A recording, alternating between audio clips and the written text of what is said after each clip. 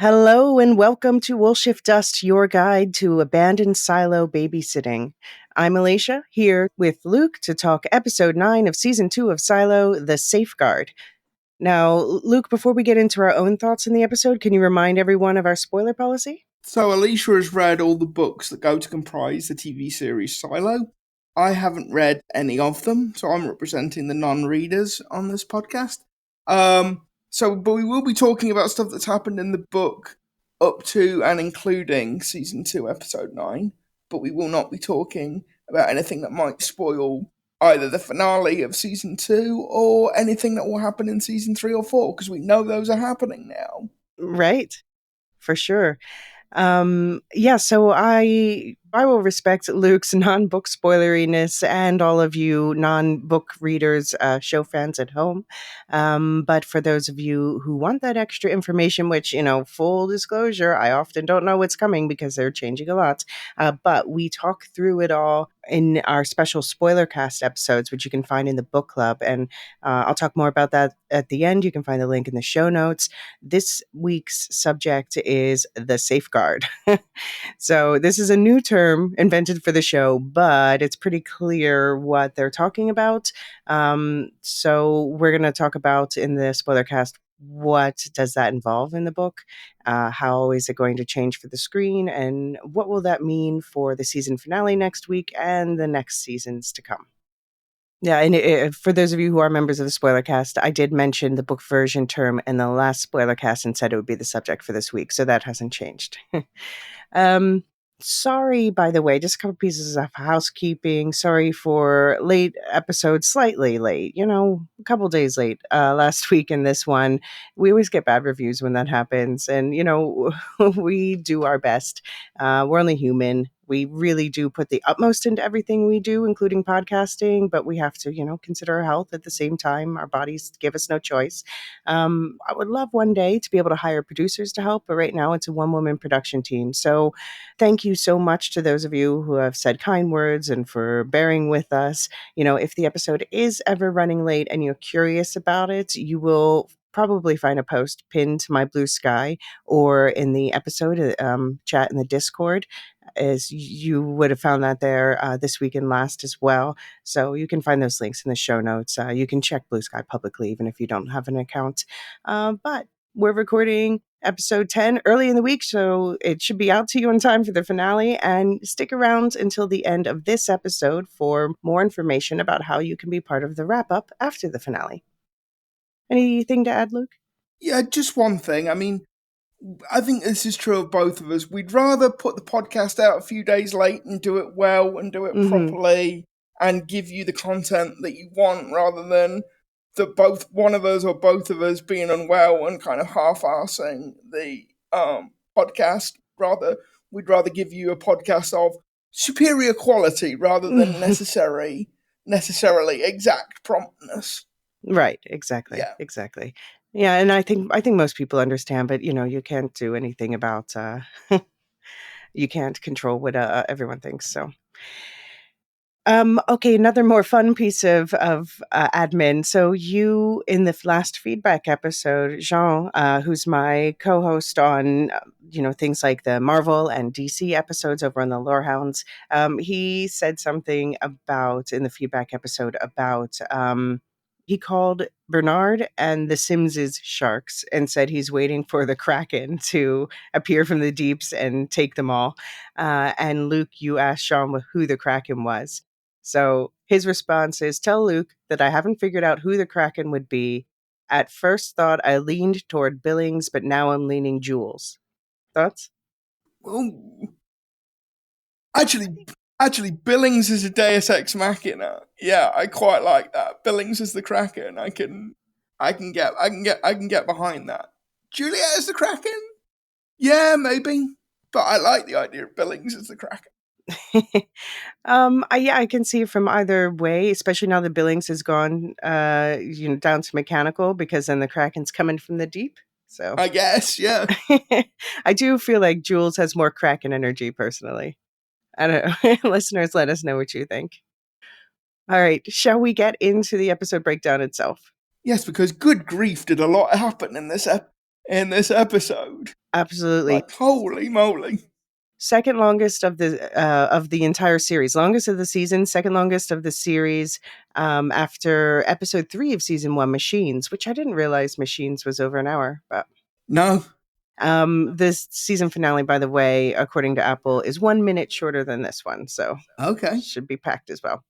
All right, but let's talk about episode 9. Your regularly scheduled breakdown will begin in 3, 2, 1.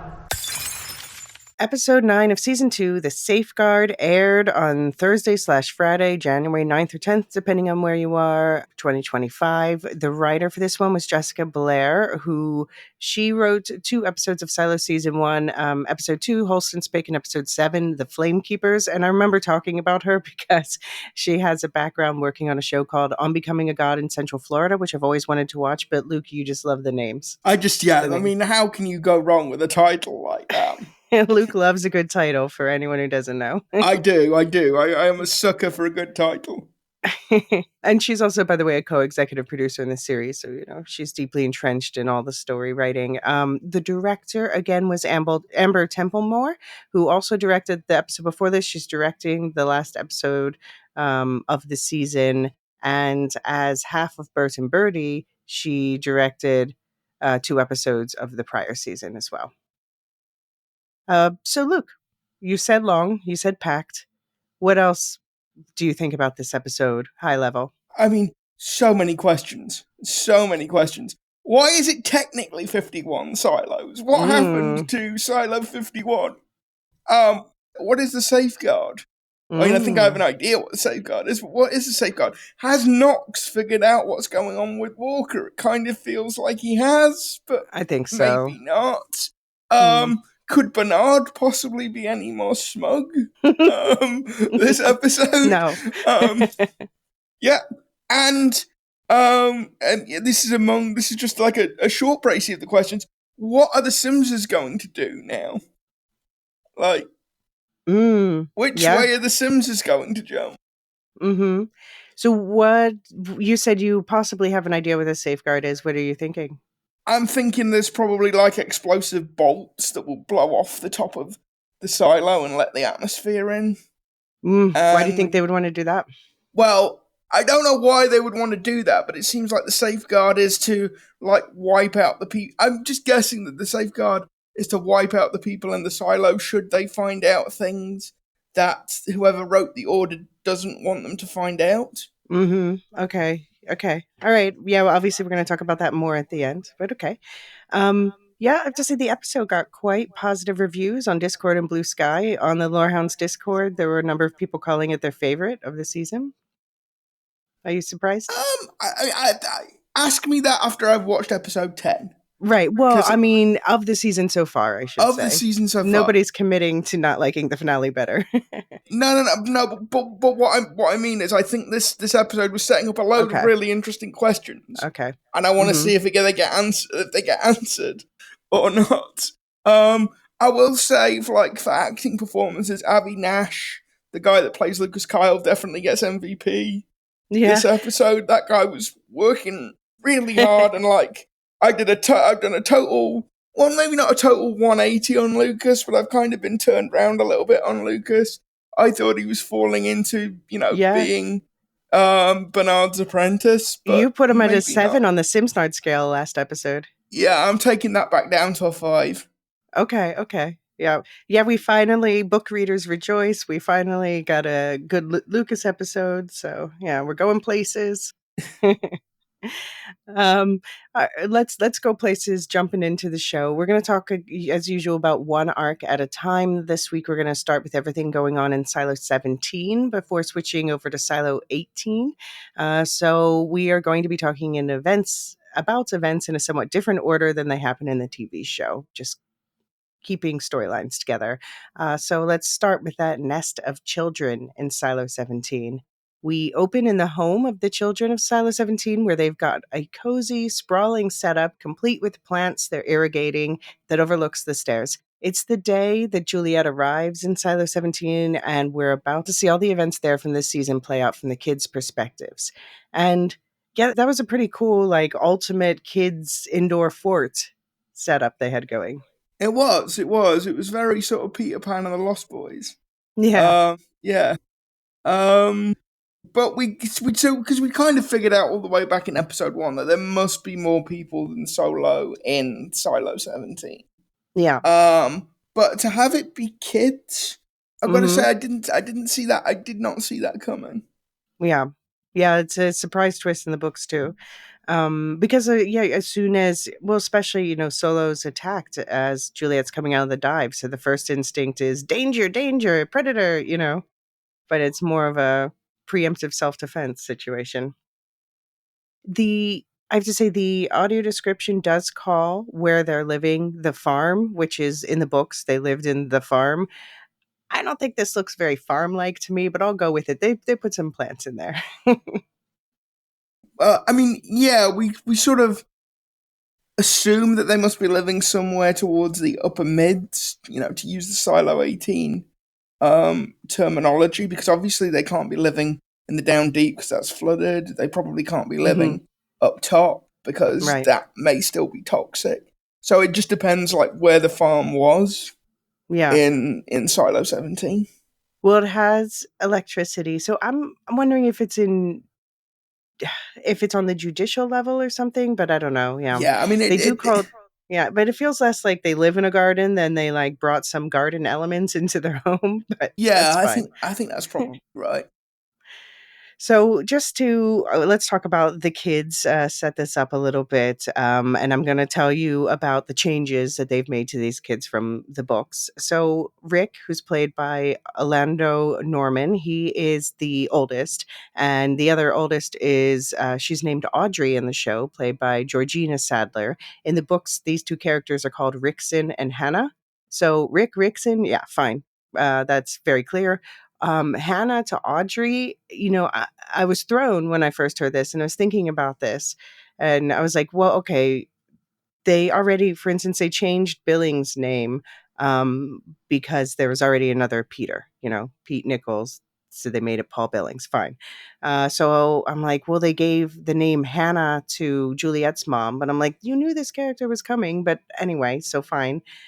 So I was like, well, why change it so much more? Like Peter Paul, that's quite close. Hannah to Audrey. And I started to think, like, do you think the name Audrey is going to play into the Moon River that we heard sung by Audrey Hepburn? Yeah, Like there's gonna be, yeah. possibly, yeah. Yeah, maybe not. Maybe that's us overthinking it, but it's a good shout, Alicia. It's a good shout. I'm just thinking why that name, because there was also, by the way, in the first edition of Wool, the first time she's mentioned, she's called Helena. Like you could have gone with that. So yeah, why Audrey? But that's it. So just up front, I think I'm getting better about doing this correctly in my head. But if I say the name Hannah, I'm talking about Audrey. Right. um, it's very in my head. I have to keep going back and correcting it. Okay. Oh, by the way, though, in terms of double names, Amundsen's first name is Rick, but it's rarely used. I don't think most people would know that. No, he's just Amundsen Yeah. or Stapler Or guy. Stapler May. Yeah. Ce n'est pas un hard drive. Yes, so they do have an infant that's carried over from the books. They are older than they were in the books, which I completely expected. In the books, they're more like the age that the quote unquote eater character is. Like they're more like 14, 15. Yeah. And But I I mean, yeah, they're not old. They're not older than like 16. you think? In the show, no, I don't think. I took them to be about 15, 16. But Okay. enough anyway that the fact that they had a baby together was a bit. Ugh. Mhm. Ooh. Yeah, it is. I mean, Juliet is in the books when she discovers them, like she didn't even realize that women could have children that young because, of course, they just get the implants. So, Implant, yeah. yeah, she didn't even realize that that was a possibility. But yeah, I did look up the ages of the actors and I couldn't find it for the two girl actors. But the guy who plays Rick, Orlando Norman, was apparently 17 when they were filming this. Okay, yeah. So that's pretty on the money. They really cast for the correct ages, yeah. But one big change is that the teenage girl who they call Eater, she's played by Sarah Hazemi, and very intentionally, I think they are not saying her name. Like she said, my mom gave me a name and it sure wasn't Eater. But Juliet is too self-absorbed this episode to ask her, what is your real name, by the Yeah, way? yeah, Julia has a bad habit of doing that. She gets really blinkered. Yeah, exactly. Yeah. I mean, it's a consistent character trait, so. Yeah. But this makes me more convinced than ever that I do know who she is. And they're doing a tricky thing here, which has made people a little worried, which there is an important younger girl character in the books. I'm not going to say her name. I'll let the show say her name. I'm pretty sure that's the name we're going to hear. So I think they have basically swapped the ages. So in the books, there's Hannah and Rickson, so Rick and Audrey, and then the next youngest are two twin boys called Miles and Marcus. Now, I already thought they might do away with the twins for various reasons, but so we have instead the younger brother Benny, who is the age that this female character is, and they've swapped the age. So the middle one is this female character who's a young girl in the books, and they've made her a young teen in the show. And I think the reason that they've done that is basically because she's, other than Hannah and Rickson, she's the other most important character of the lot. She needs to do a lot of acting. She needs to be in a lot of scenes, and that is difficult to do with a young child Benny's age. Okay. So that's my thinking. So just for the book readers out there, Abby and I have talked about it in the spoiler cast, and we're obviously going to talk about it more this week. I have to point out, in the books, Hannah does give this girl a name, but it's not Eater. She calls her Lily because Hannah's not a bitch in the books. uh, but yeah, this character does end up choosing her own name as once she can talk. This version, we say, yeah, her mom gave her a name, which makes sense. And then, yeah, we had that young boy, Benny, played by Reggie Absalom, and replacement for those twins, Miles and Marcus, but then in this case, aged down or age swapped with Eater. How old do you think Benny is? 8 or 9, maybe 10. I was noticing he does a lot of babysitting in this episode, but he does seem pretty good at it. Yeah, he does. He does. And And like they've got like a little hammock for the baby, yeah. and they've made a load of like toys out of bits of metal, like windmill type things. And Benny's like wearing a silly hat, and yeah, it all seems quite cozily domestic, apart from the fact that they're abusing Eater for the Yeah, entire poor girl. episode. Poor girl. Yeah, it's Yeah, hard for me to call her Eater this episode. I'm assuming next episode we'll get her name. yeah. But the child they call Eater is rubbing rebar against a metal rail to alert Rick and Audrey that something's happening. So they run up to her lookout in time to see the newly arrived Juliet, Rebecca Ferguson, tearing off her helmet and cleaning suit on the stairs. They watch as she tries to MacGyver her way across the bridge to IT, and we get confirmation that they, specifically Audrey, cut the rope Juliet was trying to swing on, causing her to fall into the water in episode 1. Audrey's not happy that Rick throws Juliet a flotation device to help her get out of the water, though. Audrey wanted to kill Juliet before she got to IT. So my first question was why she want to prevent Juliet from going to IT? Because they're clearly not protecting Solo. No, I think it's just that Audrey is like exceptionally territorial and Mm-hmm. suspicious of anybody that's not in her little family group. Which I guess, given the traumatic circumstances of their childhood, is understandable. Like, she's the only one that's carrying a weapon throughout the entire episode. She's got a Right. bow and a quiver of arrows, and Mm-hmm. I think that tells you a lot about her character. That whilst there are scenes where the other children are carrying weapons, she's the only one. Every scene she's in, Right. she is carrying that quiver of arrows, and I think that tells you all we need to know about her character and her motivation. Right. Does she carry them into the vault at the end? Or does she put them down? Because No, then that's I think she's still wearing the quiver, but she put the bow down. okay. Because she's got her baby slung around her at that point. And I was gonna Yeah, say, the other time we see her with her guard down is when she's tending to her little brother, before she knows that Juliet's in there talking to Solo. Yeah, because he'd scraped his arm. I wonder how. Sorry, that's Benny, not the baby. Right, Benny, not the baby. Yeah. I wonder how long it's been since they've seen another adult, because I mean, I guess like the implication I get from the books, and I think it's the same here, is that their parents were kind of the last of the non-Solo adults. So after that, they would probably have a good sense that they seem to know what's going on. They knew that Solo was in the vault, and they probably know the rest of the silo's empty. So what must they be thinking when suddenly this new person shows up? Yeah, and I think that's a lot of like that goes a long way to explain Audrey's motivation to want to kill Juliet as well, because they'd be sort of hardwired to see other adults as threats, given that they have an antagonistic relationship with Solo. And yeah, I too took it that their parents were the last surviving adults other than Solo. Like the last adults running free range in the rest of the silo, if you like. Yeah. Yeah, I did wonder, what Eder said about her mom died of an illness. That makes me that is definitely not in the books, but I've already think there's something fundamentally different there.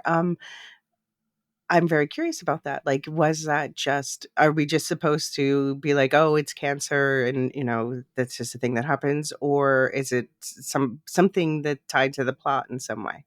Yeah. Like with Juliet getting her arm infected in that silo. Yeah. I don't think we have enough information to know right now. Hopefully we'll find out as the series progresses. Just pegging the question to the question board. Yeah. So one thing I do have to point out is that Audrey got Rickson's personality from the books. I was wondering why, because Rickson is the more aggressive one for sure in the books. Maybe they want to break gender stereotypes, but then they give her the mama bear stereotype. Well, they do, and also it's like the way she's sort of set up. It's very Katniss Everdeen. It's very Hunger Games. Like with the arrow and the bow and with the arrow and the quiver. So I guess it is breaking gender stereotypes, but it did feel a bit girl bossy. Overall, the kids are much meaner to each other in this show. In the books, it's sort of like this little family unit banded together, like us versus the world, So that is my one thing, is like, I don't know how I feel about, I got very frustrated with Audrey this episode, and I'm not entirely sure how I feel about having them be mean to Eder like this. I've got to say, as a show watcher, I think it would have been more enjoyable had they been a bit more us against the world. Because, as a show watcher, it was like, maybe we'll find out more about Ita's background. But and obviously kids can be mean and kids can be unreasonable regularly. But it just sort of struck me that, if you have been sort of trapped in this silo together, and as far as you know, you are the only sort of people in it, you would make an effort. Oh, I'd like to think you'd make an effort to try and get along with one another. Yeah, I do notice there's like a general tendency in the show to make characters more aggressive. Like, we've talked about this with Solo. We've talked about this with Lucas. So yeah, it seems to be a thing that the writers are doing, and I guess it's to add extra tension for the TV. I'm not sure that the show really needs extra tension. It's got plenty of tension. There are people online complaining it's a slow season. I'm like, are we watching the same show? Are we watching the show? Are we watching the same show here? So one clarification they make that I like is they say their parents got together. We'll talk about this more later, but their parents got together after their partners died, which makes sense and is far less icky than the implications I got from the book. Which is what, that it's all a bit incestuous. I mean, nothing was ever said like that, but it's just like, these are the last adults in the silo. They were clearly the parents of Elysia, and then they just basically say in the book, like, one day our parents went out to go foraging and never came back. And it's kind of implied that they might be that couple that we see. We'll talk about this more later. Okay. About the book version, but it's less of a family tree. And Yeah, So family bush. yeah, it's more of a family bush. Yeah. I mean, it doesn't explicitly say that, but in my head, I was always like, how should I read the parentage of these children? Okay. But I think, yeah, their parents were there was a group of people, and like again, we'll talk about this more later. But when Solo was confronted, in when he was being having people harassing him trying to get into the vault, there was definitely a group of people. And they've sort of condensed that to this couple harassing him, which makes sense for the show. Yeah, I mean it does. Streamlining, The show is not lacking in characters, and I think it has to. right? It's got to walk a very fine line between not like overloading the audience with Mm-hmm. people. So I think that Exactly. makes a lot of sense. Exactly. So Audrey and Rick are cuddling in bed when we hear the song Moon River begin to play, and they go back to their lookout spot where Eater is already waiting in time to see Solo, Steve Zahn, run out of his hiding spot to stop Juliet on the bridge from leaving him, as we saw at the end of episode 3 of this season. So, yeah, I was surprised that they were so surprised by the music. So I think Solo doesn't usually blast it out like that then, and he was indeed intentionally blasting the music to get Juliet's attention. Oh, you mean at the end of the episode where he has to explain what music is? Well, no, I mean, we'll talk about that, but well, that also, but even at this moment, when they start to hear this song, they're like, "What is that?" So obviously, Solo's not usually Yeah, playing he's not music. making a habit out of that. Okay. Yeah, well, I think he probably usually listens to it in the Legacy, and they just can't hear it. Yeah. I do wish we'd seen their reactions to Red Rain. If it-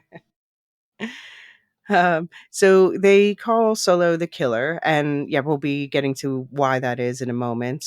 But if they think that he's a dangerous killer, it is funny to rewatch that interaction between Jules and Solo from episode 3 with that perspective in mind. Like, you look different than I expected. Like, Yeah. what did they think is Yeah, going did on? did they Yeah. did they think Solo was trying to like throw Juliet over the bridge or something? Yeah, who knows what they're Who knows? thinking. So we then jump to the events of episode 7, where Solo is manning the lines and machinery as Juliet dives down to restore power to the water pump.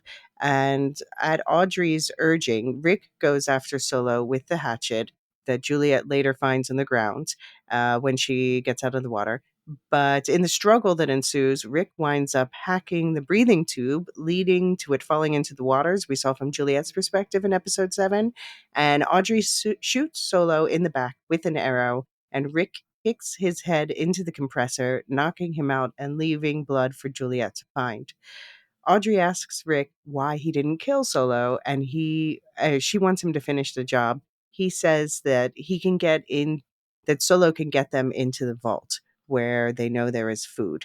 So the teens drag him as a hostage back to their fort. What did you think about this whole new view of events? I think it was kind of really interesting. I mean, you'd sort of been able to figure out that there were people. What made it interesting were the fact that they were kids and their backstory. And I also thought the fight between um, Solo and Rick was quite well done because there is obviously a physical mismatch Mhm. between the actors, but it did look like a proper fight. It didn't look like, oh, Solo, down I go kind of thing. It actually did Right. look like a proper struggle. Mhm. And so I thought that was very well. I thought it was very well choreographed and very well Yeah. shot as well because it wasn't all like cut, cut, cut, cut, cut, blur. No. You actually did get to see what was going on. Yeah, and it was interesting that Rick didn't intentionally sabotage Juliet's breathing equipment No, because, of course, he doesn't even understand what's going on there. It was just accidental, but it ended up, getting her stuck down there without air. Um, and we also find out, yeah, that they can grow veggies. Of course, we saw some plants, but otherwise they catch rats, and that seems like that's not enough. And have to say that is they do also eat a lot of rats in the books too, so that makes sense. What are you going to do in that case? Yeah, so I mean, if they were just eating veggies, they'd be seriously they'd be seriously short of protein. They'd be seriously short of I like eat vitamin only B. veggies, just putting it out Well, there. no, I'm just saying the kind of veggies they grow because Right. I We didn't don't see, we don't know exactly what they have, but I don't know if yeah, they but have like a it looked very sort of cabbagey, kale-y, I mean, those are good veggies to base on. Yeah. yeah. Hmm. But yeah, I didn't see like mushrooms or anything that was going to have a lot of protein. I'm not a big fan of mushrooms. I mean, there's a lot more protein in vegetables than people tend to think, but it's indeed. I was actually thinking of it more the other way. Thank God they have the vegetables for the vitamins. That's true. That's true. They have vegetables, but they don't have grain, which again, is if it's a farm, is a bit odd. Well, yeah, well, we don't know. We did see like the crop fields before. Probably I don't know that these kids can keep up like the growing Yeah. of wheat on their own. Um, but it did look like where Solo was laying at the end of the episode. I assume that was sacks of grain. Okay. Yeah, it might have been. But then, yeah, there's a finite amount because if they're not growing it anymore. Yeah. So maybe that is what happened to the farm. Just a lot of it withered away because they didn't know how to take care of it. But I'm Yeah. surprised there's not more like dirt. Yeah, this is true. But anyway, it looks cool. I love their fort. It is what it is. Yeah. So Audrey tells Eder to get the axe that Rick dropped on the landing and then tell them if Juliet is coming back up. But Eder can only do the second part of the request because Juliet came up quite quickly once she no longer had air. But it turns out that that whole trail of blood we saw when Juliet surfaced was not from Solo. Eder added it to lead Juliet in the wrong direction. And Rick thinks that even if Juliet finds them, maybe they could use her to get Solo to give them the code to the bunker. Audrey says it's not worth the risk and it's better to just scare her off and kill him to set an example. So, yeah, Eder at one point, she's trying to throw out an idea. She's like, what if? And Audrey's like, no one wants to hear your ideas. And I, Luke, you can see my notes. Maybe I'll put this more kindly. She got me very frustrated. What did you think? I mean, yeah, but I kind of give it a pass because it's teenagers being teenagers. Like Mm-hmm. if it were an adult character acting that way, I think I would have found it much more annoying. And to be honest, it's probably as good a time as any to bring this up. I was kind of thinking, can we get back to Silo 18? Can we get back to Silo 18? Can we get back to Silo? I want to know what's going on with Lucas. Oh, okay. See, I was very excited about this because, yeah, I was very excited about the kids showing up and wanting to see all that. So I enjoy both sides this week. It's okay, but like sometimes it does feel like the show has too much plot. And that's not a criticism, but like I was just like we'll talk about it when we get there, but I was just super invested this episode with what was going on with Lucas. Okay, well, that's going to be the last plot line that we talk Okay. about. But no, I was very invested in this one too. And yeah, I like that they gave Hannah in the books doesn't have that much of a personality at all. She kind of just like hovers nearby with the baby a lot and is worried about things. So I like that they gave her personality in the show, but she kind of got like the worst one. So I'm glad we're seeing some growth already by the end of this episode. For instance, like to Rick, she's like, what did he say about Solo? I told you he wouldn't give you the code. And then Rick tries to answer her and she interrupts him immediately. Like she's just is always panic first, ask questions later, and she thinks like she's the only one whose brain works or something. I think it's also a lot of stress in that clearly, for whatever reason, the other children in this group have always looking to her to make decisions. Yeah. And she's not she's a teenager. She's not wired to be in charge of anything yet. Yeah. That is something in Rickson in the books. He is the one who has to make all the decisions, but sometimes like he just says things that are wrong with confidence because he feels like he needs to. Like, well, again, teenage boy. yeah, but like he's tells them that he knows about the birth control implants, but he thinks that they just grow in women like, adult teeth. Just when you get a certain age, you develop a birth control implant because he doesn't understand how that Okay. works. Okay. And he's just like, that's how things are. Yep. But he is the one that's always telling the other kids that, not to trust people. Okay. Well, I do like Rick's personality in this, in that they've made him more like, well, wait a minute, let's think about this. We want to get into that bunker. Yeah. Let's take a beat. Hmm. But yeah, we're already starting to see her come around, and presumably that arc's going to continue. So it's Eater's idea to do the laying on the bridge, pretending to be Solo's body thing. And she takes that initiative on her own, it seems. But Audrey and Rick are waiting to back her up. And then we get the rest of that conversation that was cut short at the end of the last episode. Juliet knows that they would display Solo's body if he were really dead. So she doesn't believe that. She's currently holding Eater herself and says she'll trade for Solo. But Audrey says they don't care about Eater. So Jules lets her go.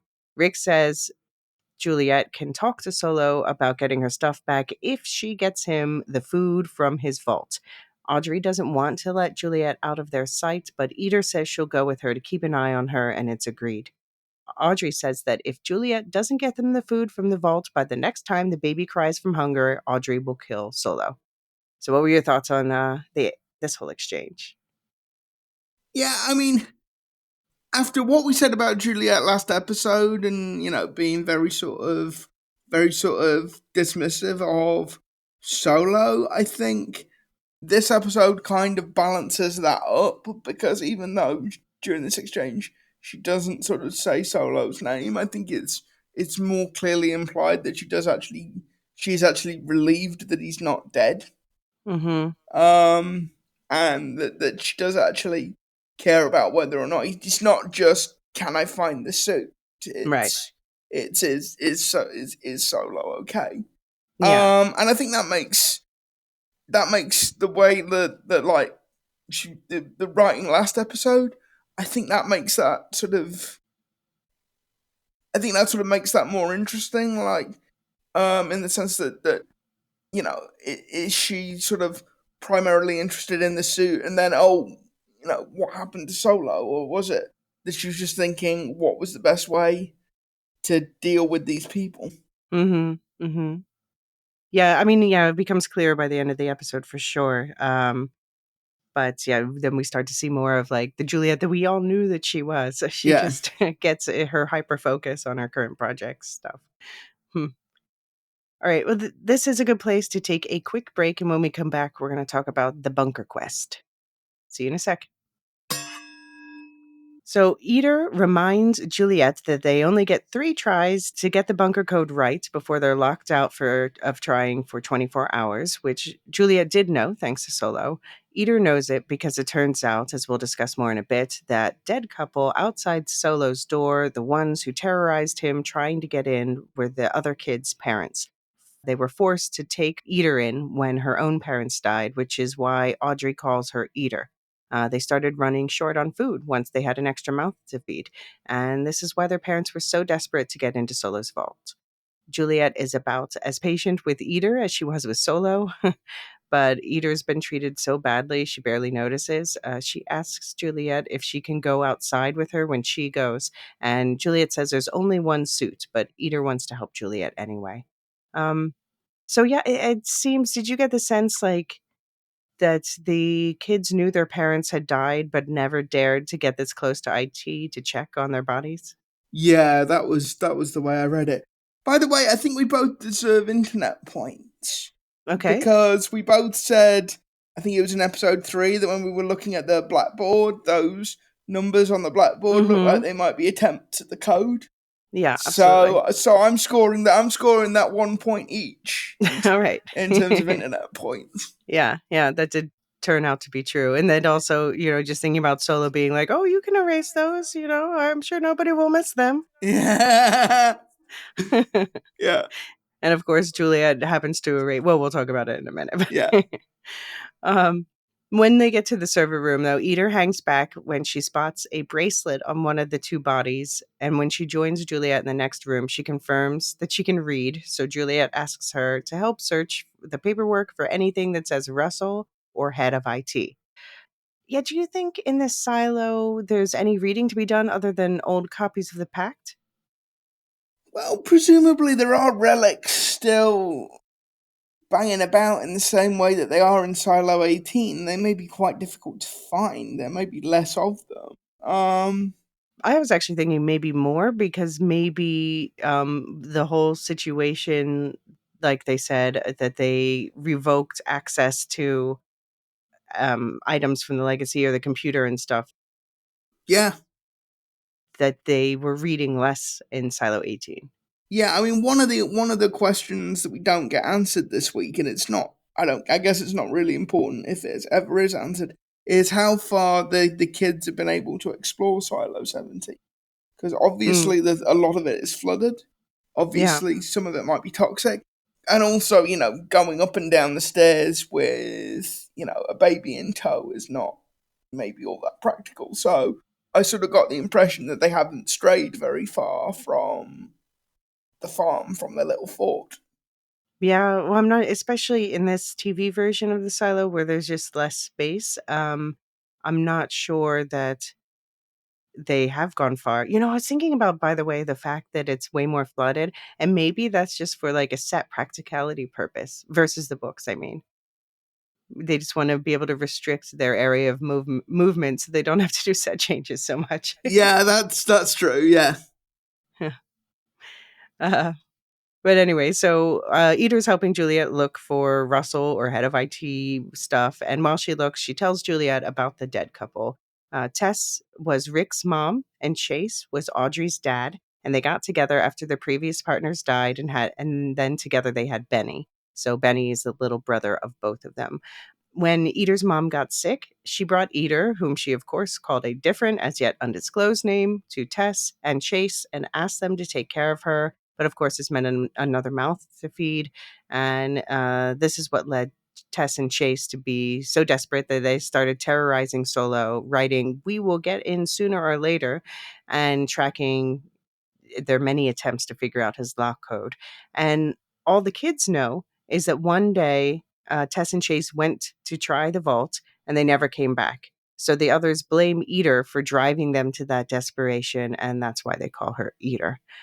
Do you feel sorrier for one side or the other? Like, so we've got Tess and Chase resorting to violence to try to feed starving children, or Solo locking them out because they kept terrorizing him and because of what we'll learn happened to his dad. I mean, I just feel sorry for everybody in Silo 17 equally. The whole thing is, we saw it all the way back in episode 1, the whole thing had gone completely sideways. Yeah. And yeah, there is nobody in that situation I don't feel sorry for. I don't feel so sorry after this episode for Sheriff Jeff. I mean, I Yeah, know even he was coming from a certain perspective, but yeah. So I guess that means Eder's mom was the other last person in the silo, and I just wonder what happened to the rest. Was it fighting, or was there some kind of illness? Like she said, her mom was sick. Were others sick as well? Yeah, I mean, presumably because the silo is open to is at least partly open to the elements. All sorts of toxins from the outside could have gotten in. Obviously, there's no medical service, so yeah. The kids seem okay though, and obviously Solo is okay. That's true. But yeah, I mean, any number of things could have happened. Yeah. So we find out that Rick's mom's name is Tess in this show. In the book, I have to say Rickson's dad's name was Rick. Get it? Rickson's dad was Rick. Oh, I mean, it's a old Germanic naming custom. Yeah, I'm going to say, what were they Swedish? Were they Swedish or something? Yeah, in Iceland they still do that with us names. Yeah. Yeah, and as I said, I'm glad they got together after their partners died because I worried about this in the book with Rickson and Hannah. Okay. So Juliet says she understands more than Eater knows what, Eater is talking about with the desperation. But right now, that code is their priority, that code to get into the bunker. And so then Eater finds some envelopes addressed to Russell Conroy. So now they know his apartment number and they go to search it. It's overgrown with moss and other growths. And at this point, I'm thinking, like, Juliet, look around. How long? It's been longer than you think since the rebellion. Um, but as they search the verdant decay, Eater forces Juliet to learn more things about this strange abandoned silo by asking her more questions. What do they eat in Silo 18? She asks. Whatever the cafeteria is serving, it basically is Juliet's answer. And in Silo 17, a lot of rats. Juliet does find a bag in a closet and looks inside, surprised, but pretends she didn't find anything interesting. We don't see what it is at that moment, but we'll find out later. She found a suit to walk outside, the special one Bernard told us previously all heads of IT get, but we'll get back to that. As I said, eating rats, definitely a thing for the kids in the book too. One difference, though, is that Eater sounds disgusted by eating rats here. But in the books, of course, these kids don't know that that was abnormal. How could they if that's all they've ever known? Yeah. Juliet later implies she didn't mention finding the suit because she didn't want to run off without helping Solo. And I think that's true. But I also was wondering if she didn't want to call attention to the suit right now because Eater said she wanted to go outside with her. And she's like, there's no second suit. Go shit, there's the second suit. Yeah. Hmm. Eater tells Juliet that Chase and Tess were trying to work out the code to get into the vault, and Juliet realizes that's what the numbers she saw in that classroom a few episodes were, attempts to figure out the code. So they go back to the classroom, and Juliet realizes the part of the chalkboard she erased to draw her little pump schematic is exactly the part of the chalkboard she needed, where Chase and Tess had written the last correct code they tried on the door before they went one last time to try to get in and never came back.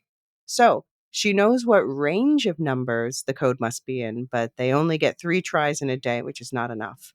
Meanwhile, Eater's exploring the classroom and she pockets a little piglet finger puppet she finds. So I was thinking that's probably to play with Benny and the baby, Yeah. which I think is sweet because, like, Audrey especially is mean to her, but she's still, trying to entertain the kids. Yeah. No. I was getting frustrated in this scene. Eater's like, "That's, my mom gave me a name," and Juliet's like, "That's fine." I'm like, "Ask her what her name is." Come on, basic human interaction. Eater asks Juliet why all the cubbies for the kids have 2 names, and Juliet has to explain that last names are a thing in functioning silos. Hers is Nichols, which puts an idea in Juliet's head. After they try 2 of the codes she worked out, and both flash red, this leaves only 1 try left for the day. Juliet's worried Solo will be killed if they don't get in, and Eater points out that Solo is a weird name, which is rich coming from someone who answers to Eater. And this reminds Juliet that she doesn't know Solo's real name. She remembers the things Solo said when they were in that classroom, and she starts to realize that maybe it really was his classroom where he sat next to a girl named Lapis. Juliet asks Eater how old she was when the rebellion happened, and Eater says it was well before her time. Her mom was a baby when it happened. It's been a lot longer since the rebellion than Juliet assumed, meaning Solo was just a kid when it all went down. So they go back to the classroom and check the names on the cubbies, and there is indeed a Conroy, a Jimmy Conroy. So yay, Jimmy's indeed Solo's real name in the books. They were messing with us with that Timmy kid at the beginning of the season. Yeah. Yeah. So if you were to go back to the first episode, you notice I slip a couple times and say Jimmy and correct myself to Timmy, and that wasn't just because it's a similar name. Okay. Okay. I'm gonna go and have to go back and listen to the podcast again now. We do know Timmy, he was the sheriff's son and he's dead outside in his mother's arms. There was a lot of theorizing that he would become Solo, and they even made me doubt it a minute. I was like, could he have come back in? No, but he has the wrong name, but it's so close. I like it when the show messes with the book readers. Yeah, I know. By the way, Solo's last name in the book is Parker, not Conroy, but I think whatever. I doubt most readers would even remember that unless they're like obsessively poring over the books for a podcast or something. Who would do a thing like that? I know. All right, so we come to new understandings. Juliet and Eder go back to the other kids, Juliet demanding to talk to Silo to ask him the code, or else they'll all be locked out of the bunker for the day. And she points out that if Rick lets Audrey kill Solo, they'll never get in and get that food supply. And she points out that they need her more than she needs them because she could just leave, which is true since she found the other suit, even if no one knows that yet. The kids, of course, have no idea how she showed up in the first place, so they don't question whether she can just leave again. Um, Eder steps in and gives Rick his mom's bracelet that she found on her corpse and backs Juliet up. So Rick takes them to see Solo, who's laying on some sacks of, I thought it was grain, but some sacks of something. He's not looking too good. Solo says that he failed, and Juliet assures him no one's gotten into the vault, and she understands the importance of protecting it, but she promises if he gives her the code, she'll just go in and get some food and go. The food is all these kids want. She, more gently than usual, pushes aside his claims that he's Russell's shadow, telling him she knows the truth. Russell was his dad, and he was just a kid when all this happened. So, yeah, I guess Eder didn't read what Chase and Tess wrote on the server room door to threaten Solo/Jimmy, but she's already sympathetic. Yeah, I guess not. Do you think, is she the new most empathetic character? Maybe. If we had an empathy scale, like we have our Simsnard scale, if we had that for empathy, who would be on the ends of it? Okay, so Juliet would be on the Simsnard end of the scale. You think? I don't know about that. No, Juliet is not unkind, but she's not very good at putting herself in other people's shoes. Yeah, I would put her in the middle. I'm going to put Simsnard at the Simsnard end of the scale. Okay. But then who would be on the empathy side? I think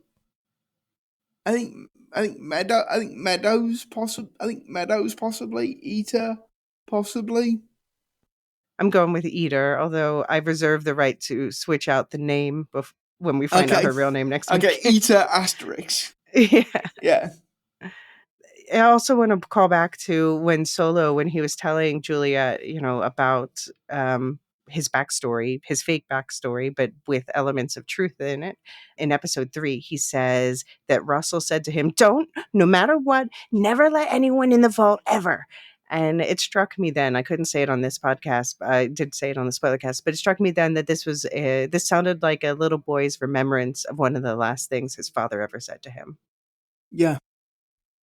So we got confirmation of that.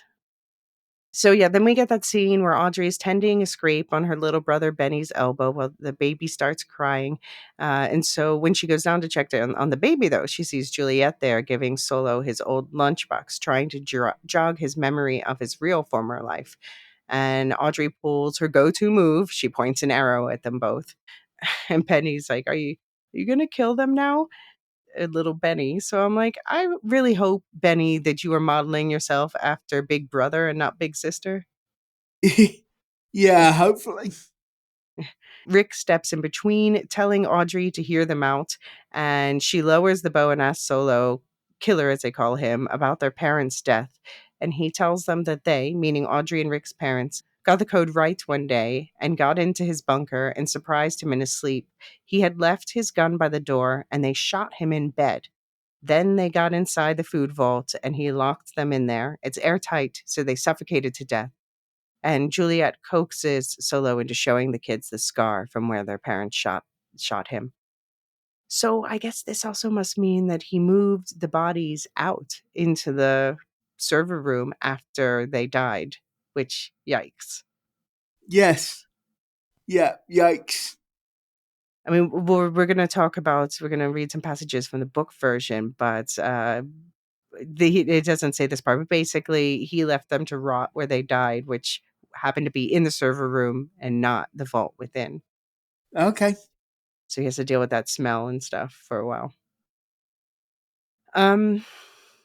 Audrey's still being an insufferable bitch at this point. So she wants to kill poor man boy Jimmy and figure out the codes for themselves. But Jules is like, sit down, girl child, and listen. And this guy has been terrorized ever since he was 12 years old for decades. Learn some fucking empathy. Maybe we should put Audrey on the other end of the empathy scale. Maybe, yeah.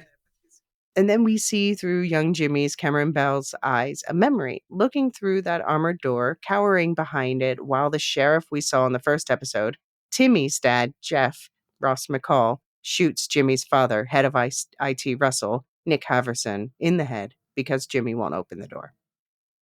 Is it? I took it that he shot him by accident. Like, well, he said so. Yeah. He's because remember we got that scene in what was that, episode 1, where we see he has blood and on him, and he's telling his wife, like, my hand slipped, and I thought it was about someone going over the edge. We saw someone go over the edge, but it seems to be. It's about this, yeah. And this is why, like, I'm not prepared to like completely condemn him, because like, yeah, like Silo, by that point everything in Silo 17 had gone completely right. But this was before sideways. This is before that scene we saw where they had that like happy march outside where he's waving the green flag. It is, but it's like clearly at like the peak of the rebellion, and it's everything's a bit chaotic. And like, yeah, if you see this guy standing behind a vault that you think might contain, you know, all your answers, might contain all, you know, because we don't know what they might have figured out about the role of IT at that point. So I'm not saying it's a good thing that he threatened to shoot him, but I can see why he threatened to shoot him, and I think that the critical point is he wasn't actually going to shoot him. I don't think. I don't know. He did shoot him, so I don't know how your hand slipped. I don't know that I buy it. But I did wonder, like, do you think Jimmy and Timmy knew each other in school? They were around the same age. Yeah, quite possibly. Yeah, they were probably classmates, actually. Yeah.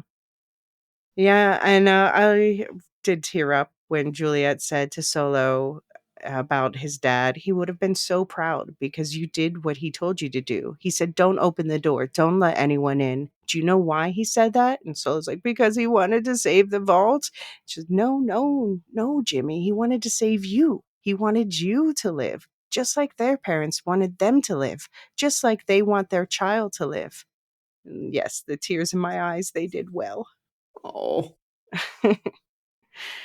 I'm going to share 2 book excerpts right now about the 2 sets of parental deaths that we learned about in this exchange, but I'm going to do it in the order that they happened to Jimmy, showing where his violent fear that led to the death of the second set of parents came from. So first, here's the book version of Russell's death. And this comes from the second book, Shift, the last part, third shift, and it's quite similar to what we see in the show. I've slightly abridged this section, as always, to cut out the stuff that show-only viewers don't have context for. But here we go. Someone was moving on the monitor. Dad?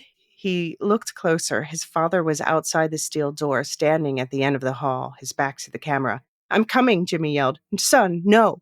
His father's shouts were cut off by a grunt. Jimmy clutched the desk for balance. On the screen, another man had emerged from around the corner, and his father was doubled over in pain. The man held a long pistol. Is this Russ's boy? Jimmy stared at the man on the screen.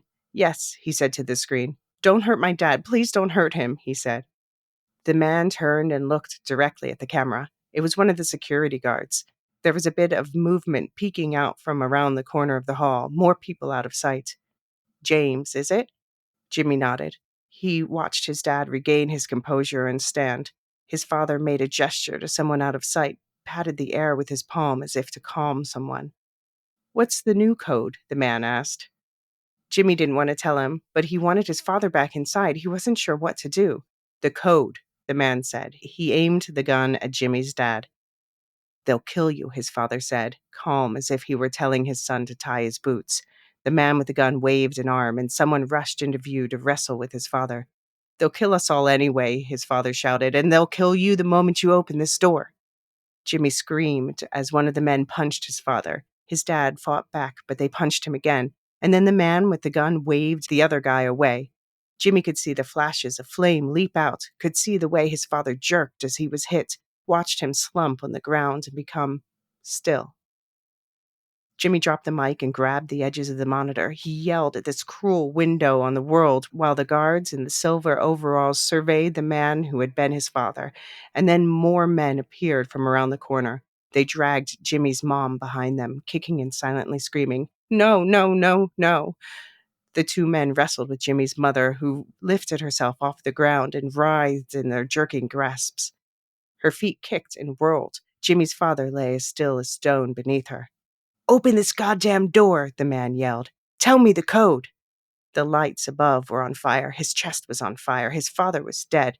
All Jimmy could hear was his mother screaming and his heartbeat ringing in his ears, his mother's legs up in the air, kicking and fighting. "The code," the man screamed. Jimmy went to the control panel. His hands were shaking, his vision blurred. He imagined his mother on the other side, the gun aimed at her. He could feel his father lying a few feet away, just on the other side of that steel door. Tears streamed down his cheeks. He put the first two numbers, the level of his home, and hesitated. That wasn't right. It was 1218, not 1812, or was it? He put in the other two numbers, and the keypad flashed red. The door didn't open. "What did you do?" the man yelled. "Just tell me the code." Jimmy fumbled. "Please don't hurt her," he said. "If you don't do as I say, she's dead. Do you understand?" The man sounded terrified. Maybe he was just as scared as Jimmy. Jimmy nodded and reached for the keypad. He entered the first two numbers correctly, then paused and thought about what his father had said. They would kill him. They would kill him and his mother both if he let these men inside, but it was his mom. The keypad blinked impatiently. The man on the other side of the door yelled for him to hurry, yelled something about 3 wrong tries in a row and having to wait another day. Jimmy did nothing, paralyzed with fear. The keypad flashed red and fell silent. There was a bang on the other side of the door, a blast from a gun. Jimmy screamed. He could hear his mom shrieking on the other side. "The next one won't be a warning," the man said. "Now don't touch that pad. Don't touch it again. Just tell me the code. Hurry, boy." Jimmy blubbered and tried to form the sounds, to tell the man the numbers in the right order, but nothing came out. With his forehead pressed against the wall, he could hear his mother struggling and fighting on the other side. "The code," the man said, calmer now. Jimmy heard a grunt. He heard someone yell, "Bitch," heard his mother scream for Jimmy not to do it, and then a slap on the other side of the wall. Someone pressed up against it, his mother inches away. And then the muffled beeps of numbers being entered, 4 quick taps of the same number, and an angry buzz for the keypad as the third attempt failed. More shouts, and then the roar of a gun, louder and angrier, with his head pressed to the door. Jimmy screamed and beat his fists against the cold steel. The men were yelling at him, screams leaking through the heavy steel door, but none were made by his mother. Jimmy slid to the floor and curled into a ball as the angry yelling bled through the steel door. His body quivered with sobs, the floor grating rough against his cheek. So, yeah, they don't mention Jimmy's mom in this show. I understand that's a simplification. That makes sense, but it always moved me how she sacrifices herself basically to enter a third wrong code to prevent them from getting in. Yeah. Yeah, I mean, I understand why the show did it in the way that it did it, but that's really powerful writing. Mm-hmm. Yeah. So you can see this sets Jimmy up. You know, this is like his first experience just as the rebellion is going full swing. And yeah, and then he's just basically tormented by people coming by regularly after that to keep trying to get in every day. Yeah. So this also takes place after people go outside in the book. So these are the people who didn't follow that group that went outside. It's not the leader of that group. Okay. Again, a good simplification for the show. So is it people wanting to get the food? Yeah, Yeah, basically okay. they know. Yeah, and there's no doubt that it's an accident here either. So I think that I like that they made it more ambiguous in the show. Yeah. Yeah. And they also simplified the people trying to get in over the years that follow. So there was a group that was like trying to get in for 4 years, and they're coming by every day to try the different codes. And Jimmy, meanwhile, he's practicing regularly with a rifle to be ready for them once they finally get through the door, because he doesn't Oh. know how to change the code. Oh, crikey. That's a lot more intense than the show. So Jimmy has, in the book, he's worked out like if they're going systematically in order, he's like, this is the day when they'll get the number right. So he's trying to prepare for that day. But his calculations are 2 days off. So 2 days before he expects it, they do get in. But this is not the couple at this point. This is like other random men, presumably from the same group, maybe a rival group, who knows. And he ends up shooting them so they can't get in and can't take the code back to their group. So Okay. that buys him years more of time, and the silo gets quieter and quieter. And Jimmy actually even starts exploring the silo more. He gets a pet cat, which we're not going to get in the show, I understand. And then yeah, it's just that couple then at the end. So after the rest of the silo has long since quieted down, they do finally get in, and it is indeed in the books while Jimmy is sleeping. But since Jimmy has that cat, whose name is Shadow, by the way, Shadow alerts him that there are intruders, wakes him up basically and helps him take out one of them, the man. But Jimmy knows that there's a second person who's waiting for him. So this is the second, it's a shorter excerpt from what happened to that couple.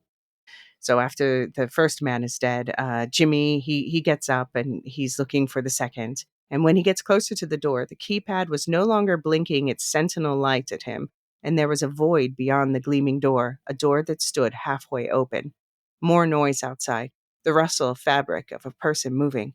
Jimmy killed the flashlight and steadied his rifle. He could taste the fear in his mouth. He wanted to call out for these people to leave him alone. He wanted to say what he had done to all those who came inside. He wanted to drop his gun and cry and beg never to have to do it again. He poked his head into the hall and strained to see in the darkness, hoped this other person couldn't see him back. The hall contained nothing but the sound of two people breathing. There was a growing awareness that a dark space was shared with another. "Hank?" someone whispered. Jimmy turned and squeezed the trigger. There was a flash of light. The rifle kicked him in the shoulder. He retreated into the server room and waited for screams and stomping boots. He waited what felt like forever. Something touched his boot, and Jimmy screamed. It was Shadow purring and rubbing against him.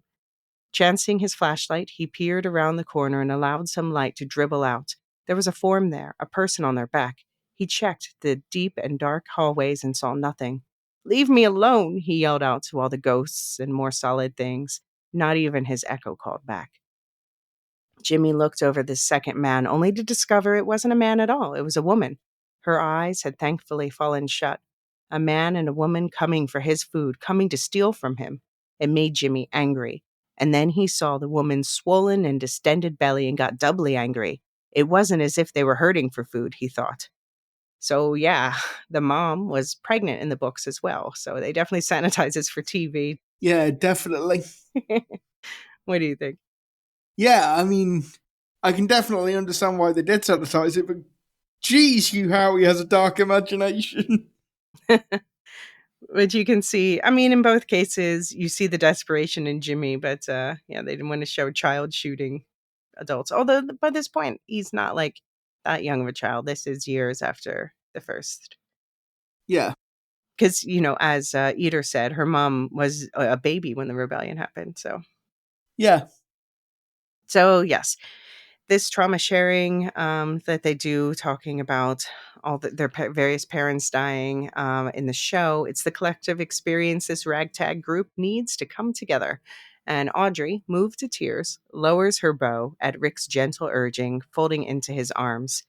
And Solo and Juliet agree, okay. And they all go to the vault where Audrey and Rick are confronted by their parents' bodies. Inside the vault, I did say I wanted to see inside the vault, and this did not disappoint. This is way better than the piles of poop decorating Solo's spot in the books. Yeah. Which, by the way, I talked about in a previous episode. Stick around after the credits if you want to know what that's about. I cut that out of the episode, so I'm going to add it back in here. Okay, yeah. But yeah, what did you think of the inside of Solo's vault? Yeah, it felt very homely. Like he was Mhm. working on his little boat, and there's a load of like charcoal drawings and stuff. Yeah, it felt lived in, unlike the one in Silo 18. Right. Yeah, it seems like Solo's basically spent decades just, like, reading and mathing and crafting, and I'm so jealous of him. It kinda looks like the legacy exploded all over the vault, Yes. and Yeah. and so I feel like this is what the inside of my brain looks like, and, not to diagnose, but I'm now convinced that Solo has ADHD. Solo says, "Before we get the proper food, let's start with ice cream." And you know what? I was thinking, honestly, if they're undernourished, not only is ice cream delicious, but it is a good way to get calories in quickly. Yeah, I'm gonna say that must have been like the most orgasmic experience for those kids. I wonder what flavor it was. Who cares? What's your favorite flavor? Mint choc chip. Actually, me too. Or you know what? I like even better, mint cookie. Okay. Yeah. But I also like vanilla. I know vanilla, but it's Yeah. good.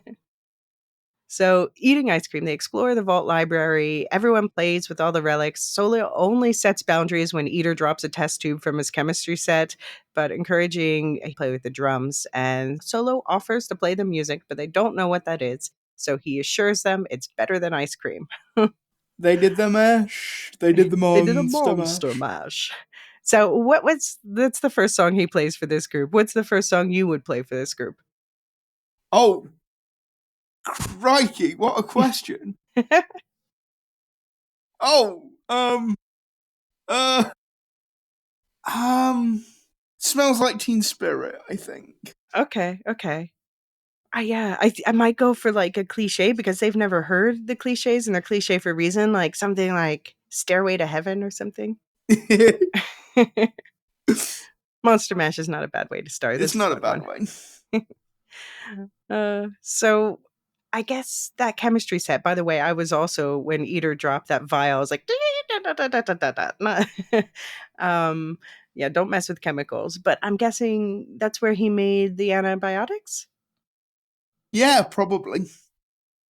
Hmm. And we see him showing, Benny that zoetrope, that spinning thing, Yeah. that we saw in the trailer. So that was a trailer shot that showed up. And Juliet's eye is caught by paintings, drawings, whatever. It looks like Solo might have made them of birds on the walls, like she saw on that fake green video screen last season. Okay. I wonder if we're gonna get some satisfying thing where Juliet gets to see more of birds or yeah, anyway. Yeah. Do you think That might be an episode 10 thing. yeah, or maybe a future season payoff or something. Um, but yeah, I kept waiting for Solo to play Moon River and tell Audrey she has the same name as the singer. Yeah. Mm. Maybe next week. Maybe next week. So Solo, now that they're back, gives Juliet back her fire suit and she thanks him, but points out there's another suit. And we see a flashback to her looking at it in the black bag in his family's apartment. And he admits that the head of IT has their own suit for in case the lock gets breached. And he apologizes for keeping that information from Juliet. She says it's fine. She only sustained a series of life threatening injuries and all that while she was stuck in that silo. And then they both have a nice little laugh about how they were selfish and regularly risking their own and each other's lives, but in a nice way. I thought the explanation for why the head of IT got their own suit, because I've Hmm. been like, why would the head of IT get? And actually, the explanation they give makes perfect sense. Yeah. What if the silo is compromised and the head of IT has to get back to the vault? Yeah, But no, what's that actually works. but if someone blows the door open, what can the head of IT do? I guess nothing but protect the legacy. Hmm. I guess so. Yeah, I guess maybe that's the thing. It's at least protect the legacy. They do have. It does make sense that they have most of it digital, but there are aspects of the legacy that are um, Yeah, not just words, but actual objects. yeah. Yeah. So Solo asks Juliet why, when she found the suit, she didn't just leave, and she doesn't answer. And they both tear up and face away from each other as he awkwardly pats her on the shoulder. That was cute. It was. They're so awkward. I love it. What do you think the answer is? Why didn't she leave him? Because Juliet's not the kind of person to leave somebody else in trouble. Mm, yeah. And I mean, and the thing is as well, like, I don't think this is the major reason, but Juliet does kind of she owes Solo her life, because she Mm-hmm. would have probably have died from whatever that gnarly infection was. Yeah. Yeah. But Yep. yeah, no, the simplest answer is Juliet is a decent person. Mm-hmm. So let's do a SimSnard check-in. Where are all the Silo 17 residents on the SimSnard scale for you at the end of this episode? Okay. Well, obviously Benny and the baby just don't qualify. Right. I think Audrey is a 5. Yeah. Ita is a 3. Rick is a 3. Solo is a 4. And Juliet is a 3. I do. So 3. So you've moved her another point to the right from last week. Yeah, maybe. Yeah. Okay.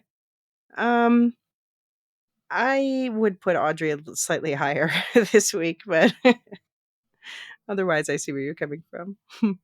Yeah. Any more thoughts on Silo 17? No, I'm just dying to get into Silo 18. I'm just dying to get to All Silo right. 18. Let's get into Silo 18, starting with deep thoughts with the Billingses. So Paul and Kathleen Billings, Chinaza Uche, and Caitlin Zaz talk about the picture of the mountains that Paul pulled from that Georgia guidebook that he burned last season. And he says he knew he had to destroy the book as soon as he found it, but something inside him couldn't let that page go. So he took it. Kathleen doesn't understand why it would be illegal for them to have a picture of where they came from, and Paul agrees he doesn't understand it either. And yeah, she says, we deserve to know where we came from, no matter what the pact says. I know that makes you uncomfortable. So what do you think about what we've learned a lot about Kathleen this season? We've gotten to know her a lot better. Yes, we have. And Billings is so close to walking away from the pact, but he can't quite do it because he sort of built his whole moral universe around the precepts of this book. And like you were saying a couple of episodes ago, I think it might have been last episode, if the pact isn't there to tell us how to behave, how do we work out how we're going to behave? And I think that is the only thing holding him back at this point. Yeah. Yeah, he's kind of built his personality around it, Mr. 4-time pact championship, winner. Yeah. Later in the cafeteria, Paul tells Knox, Shay McRae, Shirley, Remy Milner, and Hank, Billy Postlethwaite, that he thought when they asked him to be sheriff that they saw him as a leader. But now he realizes that they just thought they could control him. But they were wrong, he says. He has questions and he will not give up until they're answered. Juliet has opened his eyes to the lies. And Shirley says when she asked for his help before, she didn't realize how powerless he was. Shirley was Shirley was being really obnoxious in this scene. Yeah, she doesn't. We'll talk about the end of the episode too. Yeah, no, Shirley has gone down in my estimations this episode. Yeah. Knox says their focus is on finding the new traitor in the Down Deep, which of course they don't know at this point is Martha. And Shirley asks how an outsider could help with that. And Hank points out that Billings knows people up top and asks Billings if he thinks the other deputies might take their side. But Shirley points out that all communication was severed because Billings couldn't play it cool about what he learned and had to call Bernard, Tim Robbins, out in public. So something tells me that Deputy Cairns and Admin Sandy will join the cause. What do you think? Yes, I think definitely Deputy Kearns, probably Admin Sandy. But I mean, I would say it the other way around. Definitely Sandy, because she's a down deeper herself, even though she was like upper mids. Like, no, if you have family on 135, you're down deeper. But yeah, she's kind of caught between the two worlds, I guess. Um, but yet the only person that this group can think of who might want to help is the woman who helped them escape back down there, Camille Sims, Alexandria Riley. But they don't know how they can get in touch with her. Later, Billings, Knox, and Hank discuss who the new snitch could be, wondering how they could get a message to Bernard, which we know is because Martha turned back on her camera.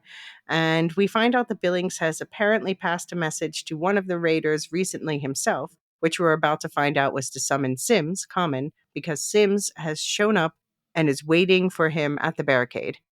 Billings says it's best if he meets his visitor alone and leaves, and then Knox muses over this getting a message through the barricade and says he knows who betrayed them. So, yeah, you already said you agree with me that we think he does realize at this point it's Martha. I think so. I'm like 75% sure. Mm-hmm. I mean, there's something about the way Shane McRae plays the scene when he goes into Martha's workshop in a minute that leads me to think he does know that it's Martha. Also, I was thinking about the feedback we got from the listener about the state of her loins. Because Knox was sort of playing it really cool this episode. There was some really sort of smouldering, meaningful looks from Knox this episode. So I'm hoping that listener's loins are intact. But what's going on with Knox and Shirley, though? Let's check back in on that. Not quite sure. I mean, in fairness, they are in the middle of an existential crisis, so maybe let's wait until things calm down. But we don't know how much time Sherlock has left. Your couple doom prognostications.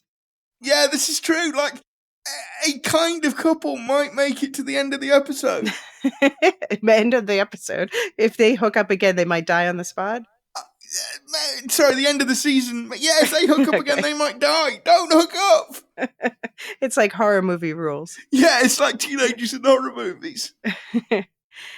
But yeah, I mean, I'm more than 75% certain that he knows, because also he saw Martha going above the barricade for that quote unquote pump repair. So I think that's basically what tips him off. Yeah, I think so. But at the barricade, Billings tells Sims that it was really his wife that he wanted to reach, but he knew the only way to do it was through Sims, and he used a relic, that page he tore out of the book he burned, as bait.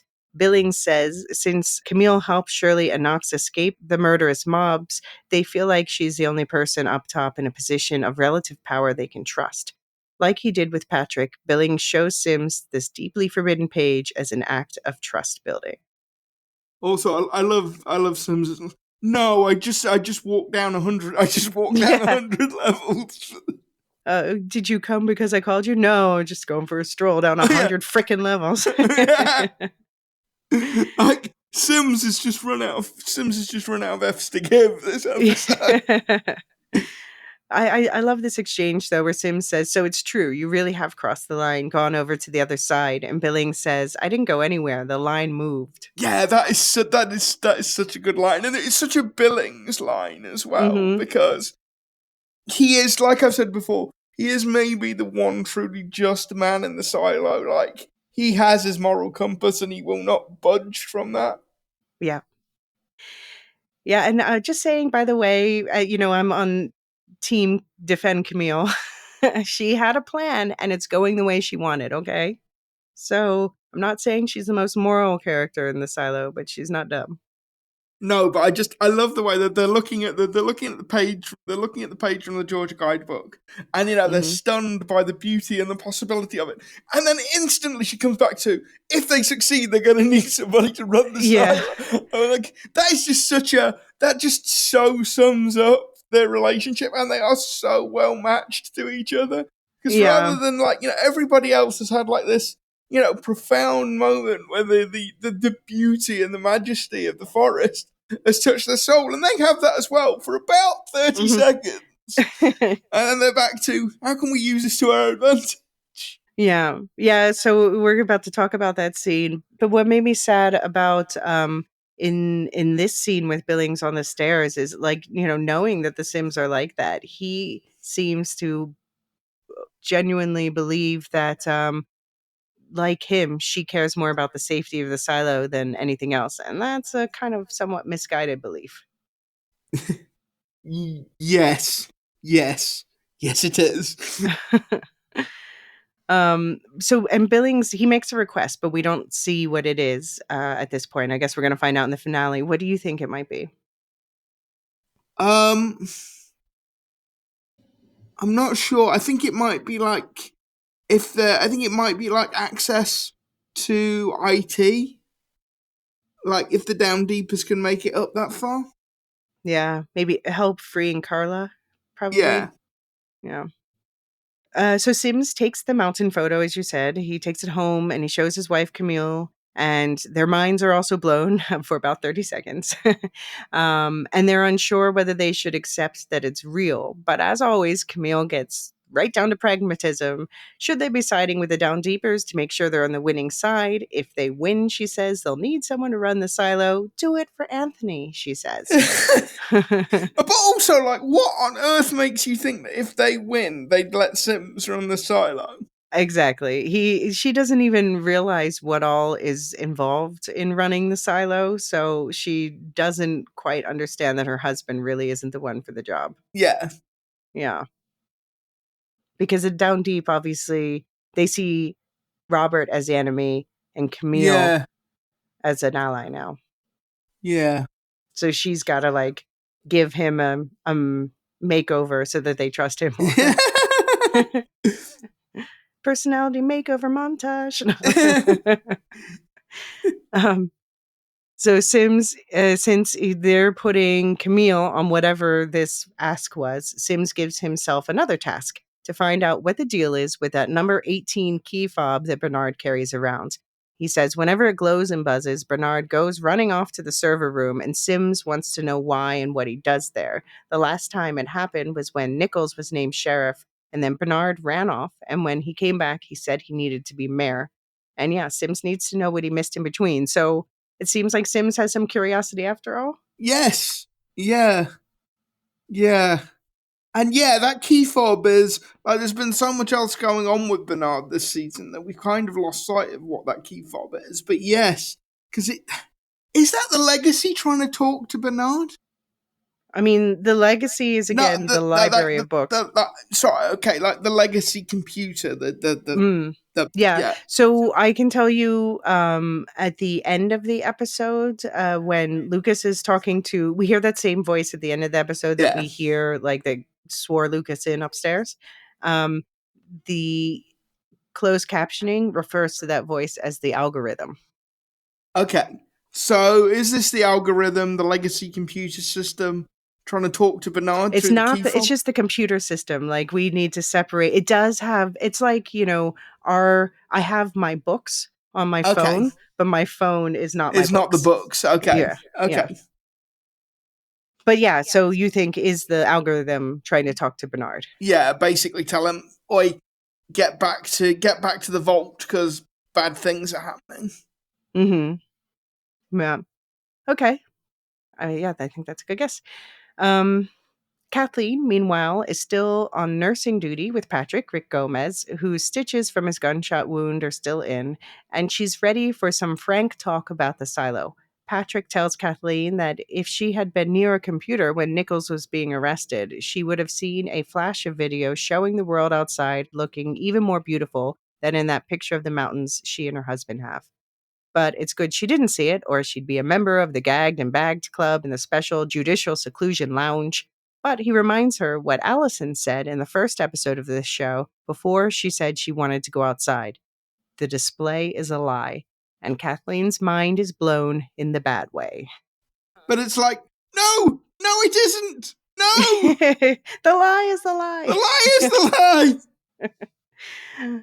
So, given everyone knows that Allison said that, I'm surprised there actually hasn't been more trouble or questions about, like, you know, the displays a lie. Like, is this just a really incurious population? We know they are shooting them up with the forget drug for the people who really see something, but yeah. I mean, I do think this might be kind of an issue, with Silo, with the way that the book has been adapted.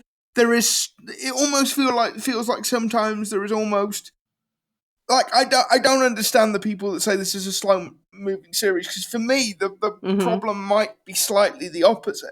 Is Mm. there is almost too much plot Mm. sometimes. So yeah, stuff like this gets dropped.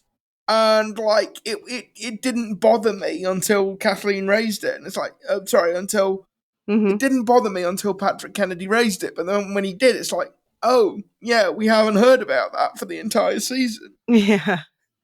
Yeah. Um, I mean, I guess I'm going with like people are just generally really incurious, which is why when someone like Meadows or Lucas shows up, it's, Yeah, that's turns true. heads up top. I think this was an excellent episode, but I do want to point out that there was no Papa Nichols sighting in this episode. Wah. No, it was Sans Papa Nichols.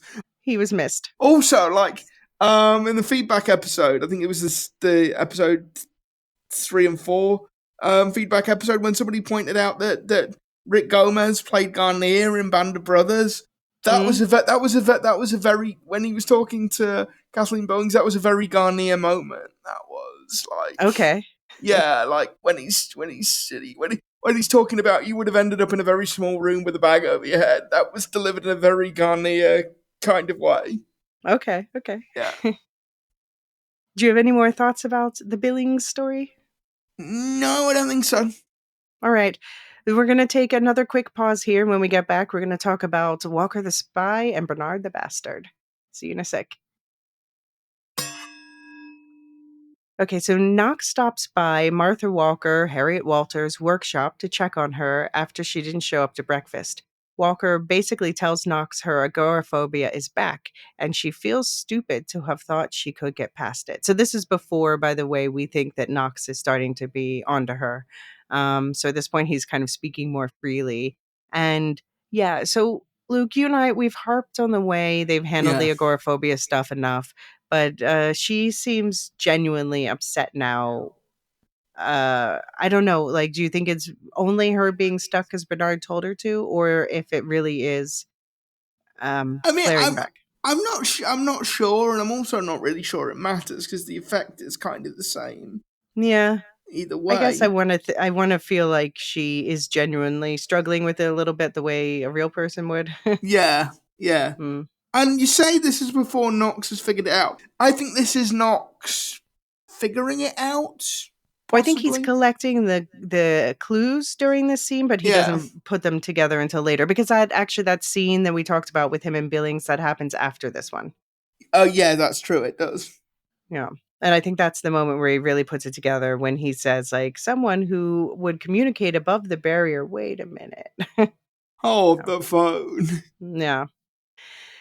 So Knox tells her they were making plans at breakfast to get Carla back. And here are the things, because, yeah, Knox is speaking a little too freely right now, and Martha doesn't stop him. And so here are the things that Bernard hears. We have the sheriff now. He's with us. The first thing we're going to do is take control of the silo, and first thing gonna free McLean. So, yeah, they didn't say they were going to open the doors to the outside yet, but not a single thing in that conversation is that's not going to just like piss Bernard all the way off. So it's really creepy that he smiles. Like, Yeah, like, could Bernard be any... I just wanted to reach through the screen and slap him!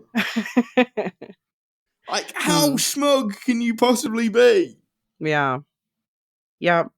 And Martha, she knew Bernard was watching, and I'm not saying that she liked doing it, and she definitely, you could see she was like really struggling. It was all over her face and her body posture at this moment, but she let Knox keep speaking. I guess she can't stop him from, Yeah, I mean, she will do what she needs to do to get Carla released, or even if there is any possibility that Carla will get released. or just to prevent her from being tortured more, I think. Yeah. But yeah, it looks like Bernard sent all the other watchers home, so no one else is getting watched right now. It's just like 24/7 Martha time. Like, it's so sad and creepy. Martha, she gets a message from Bernard when Knox leaves. Martha has to stay put and keep the camera on, but she's also expected to find out what the plan is. And then Bernard gathers together the senior staff from the deputy stations above 120 again, including, of course, Deputy Currens, Angela Yo, and Sandy, the former up top admin, Chipo Chung. And Bernard's got more anti rebel propaganda for them. He calls their supply break in an assault. We know they were trying to steal medical supplies since that's apparently not being carried by the porters that are. We see the porters go through at one point this episode, but apparently they're not allowed to medical supplies. But Bernard tells them, this group, that the Down Deepers were trying to get more gunpowder to blast open the silo door, and says their ringleader was Paul Billings. And Sandy looks horrified. Cairns wants to know how he knows that, and Bernard says the rebels in custody all ID'd Billings. So Bernard is stripping him of his badge. And by the way, the deputies and their staff are also now being assigned to convert one of the cafeterias into a jail. Sandy points out that they weren't supposed to have to do anything related to the rebellion, but Bernard says circumstances have changed. Yeah, at this point, Bernard knows full well they're not trying to blast open the door. Or do you think he genuinely convinced himself that that was their goal? I think he's genuinely convinced himself, even if it's not their goal at the moment, because the order says that's how a rebellion is going. That's the objective of a rebellion. I think he's convinced himself that that's where it's going to end up. Yeah. Okay.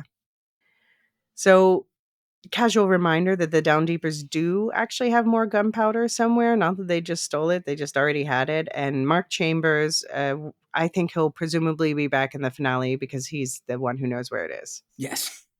Yeah. I do wonder how many people who know Billings, whether they are whether Bernard lost those people basically by blaming Billings. If people who know him know he's an upstanding guy, maybe that's really putting question marks about Bernard in their head. Yeah, I think it is. I think Bernard certainly didn't carry that meeting. Yeah. Yeah.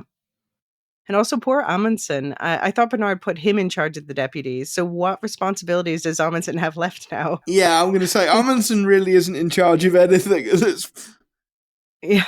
So there's a scene before this we're going to talk about after because it's part of the Lucas plotline where he's rude to Lucas on the stairs. I'm like, well, maybe this is what it's about. Amundsen is just frustrated and powerless, and yeah.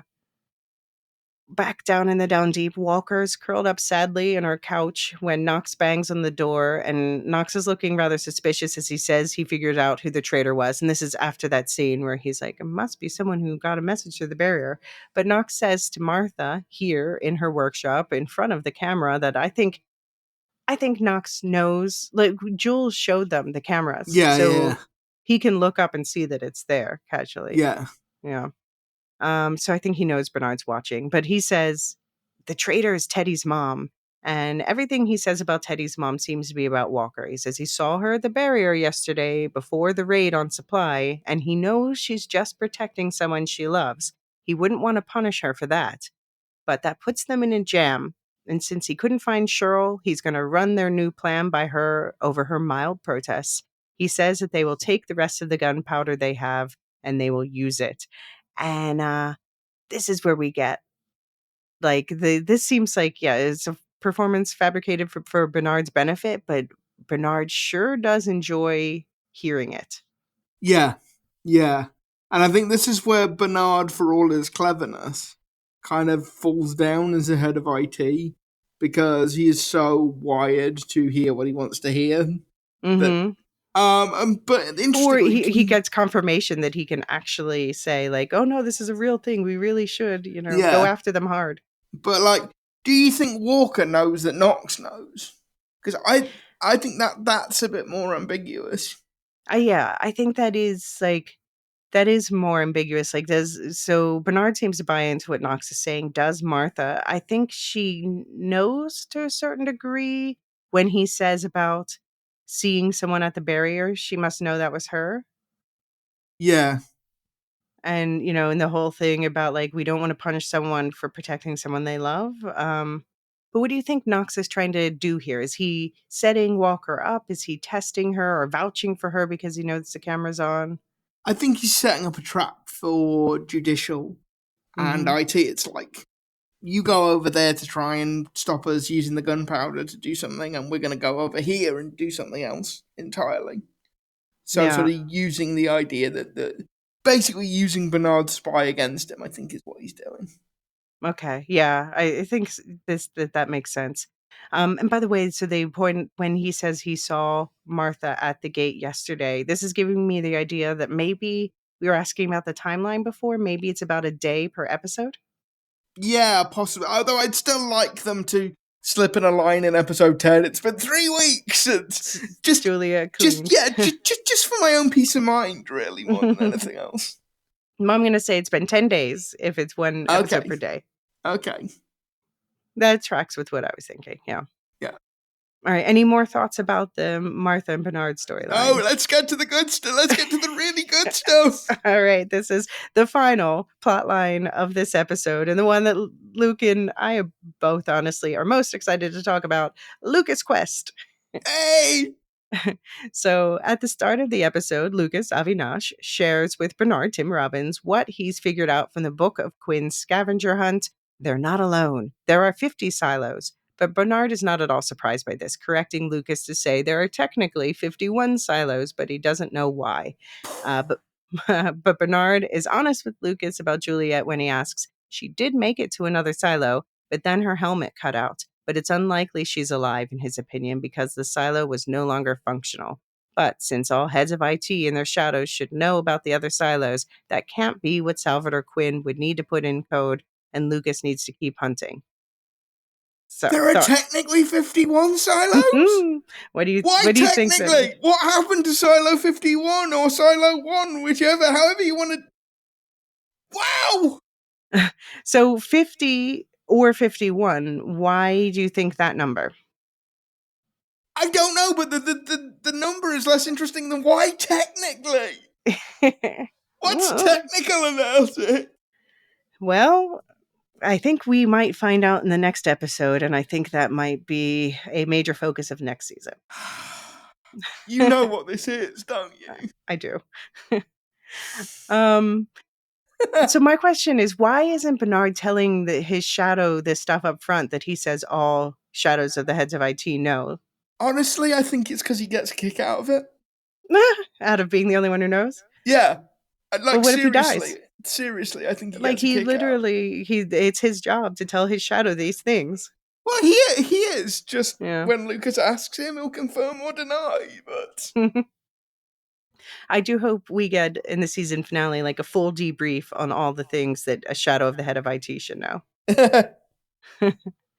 It does seem like Bernard didn't tell Meadows everything either, though. So only the things he felt she needed to know. Yeah. Yeah. Helmet. He says Juliet's helmet cut out. I guess does that, we've had some talk in the feedback about this being wireless technology. I guess, did she get out of range when she went into the other silo? I think it's blocked the signal. Possibly because like the cap to the silo, the roof of the silo was only partially open. So yeah, I think that's probably enough to block the signal. Yeah. All right, so then we see Lukas decoding more passages, writing, they created the safeguard. Then there's some text they don't show us that ends with the words, reason be damned. And then finally, if you don't believe me, go to the very bottom of the silo, find the tunnel, you will get confirmation there. And of course, Lukas does know there's a tunnel somewhere at the bottom because of those schematics he saw on the hard drive. So it's time for a little field trip to the down deep. But I have a question, or at least I have a suggestion for Lukas. Lukas, next time, decode the whole frickin' message before you go to see Bernard. Come on, what are we doing? So on the stairs, Lukas sees Amundsen, Christian Ochoa Lavernia, and asks him if he has seen Bernard. The silo depends on it, he says. And Amundsen, poisoned against Lukas by Sims, is extremely rude when he tells him to fuck off.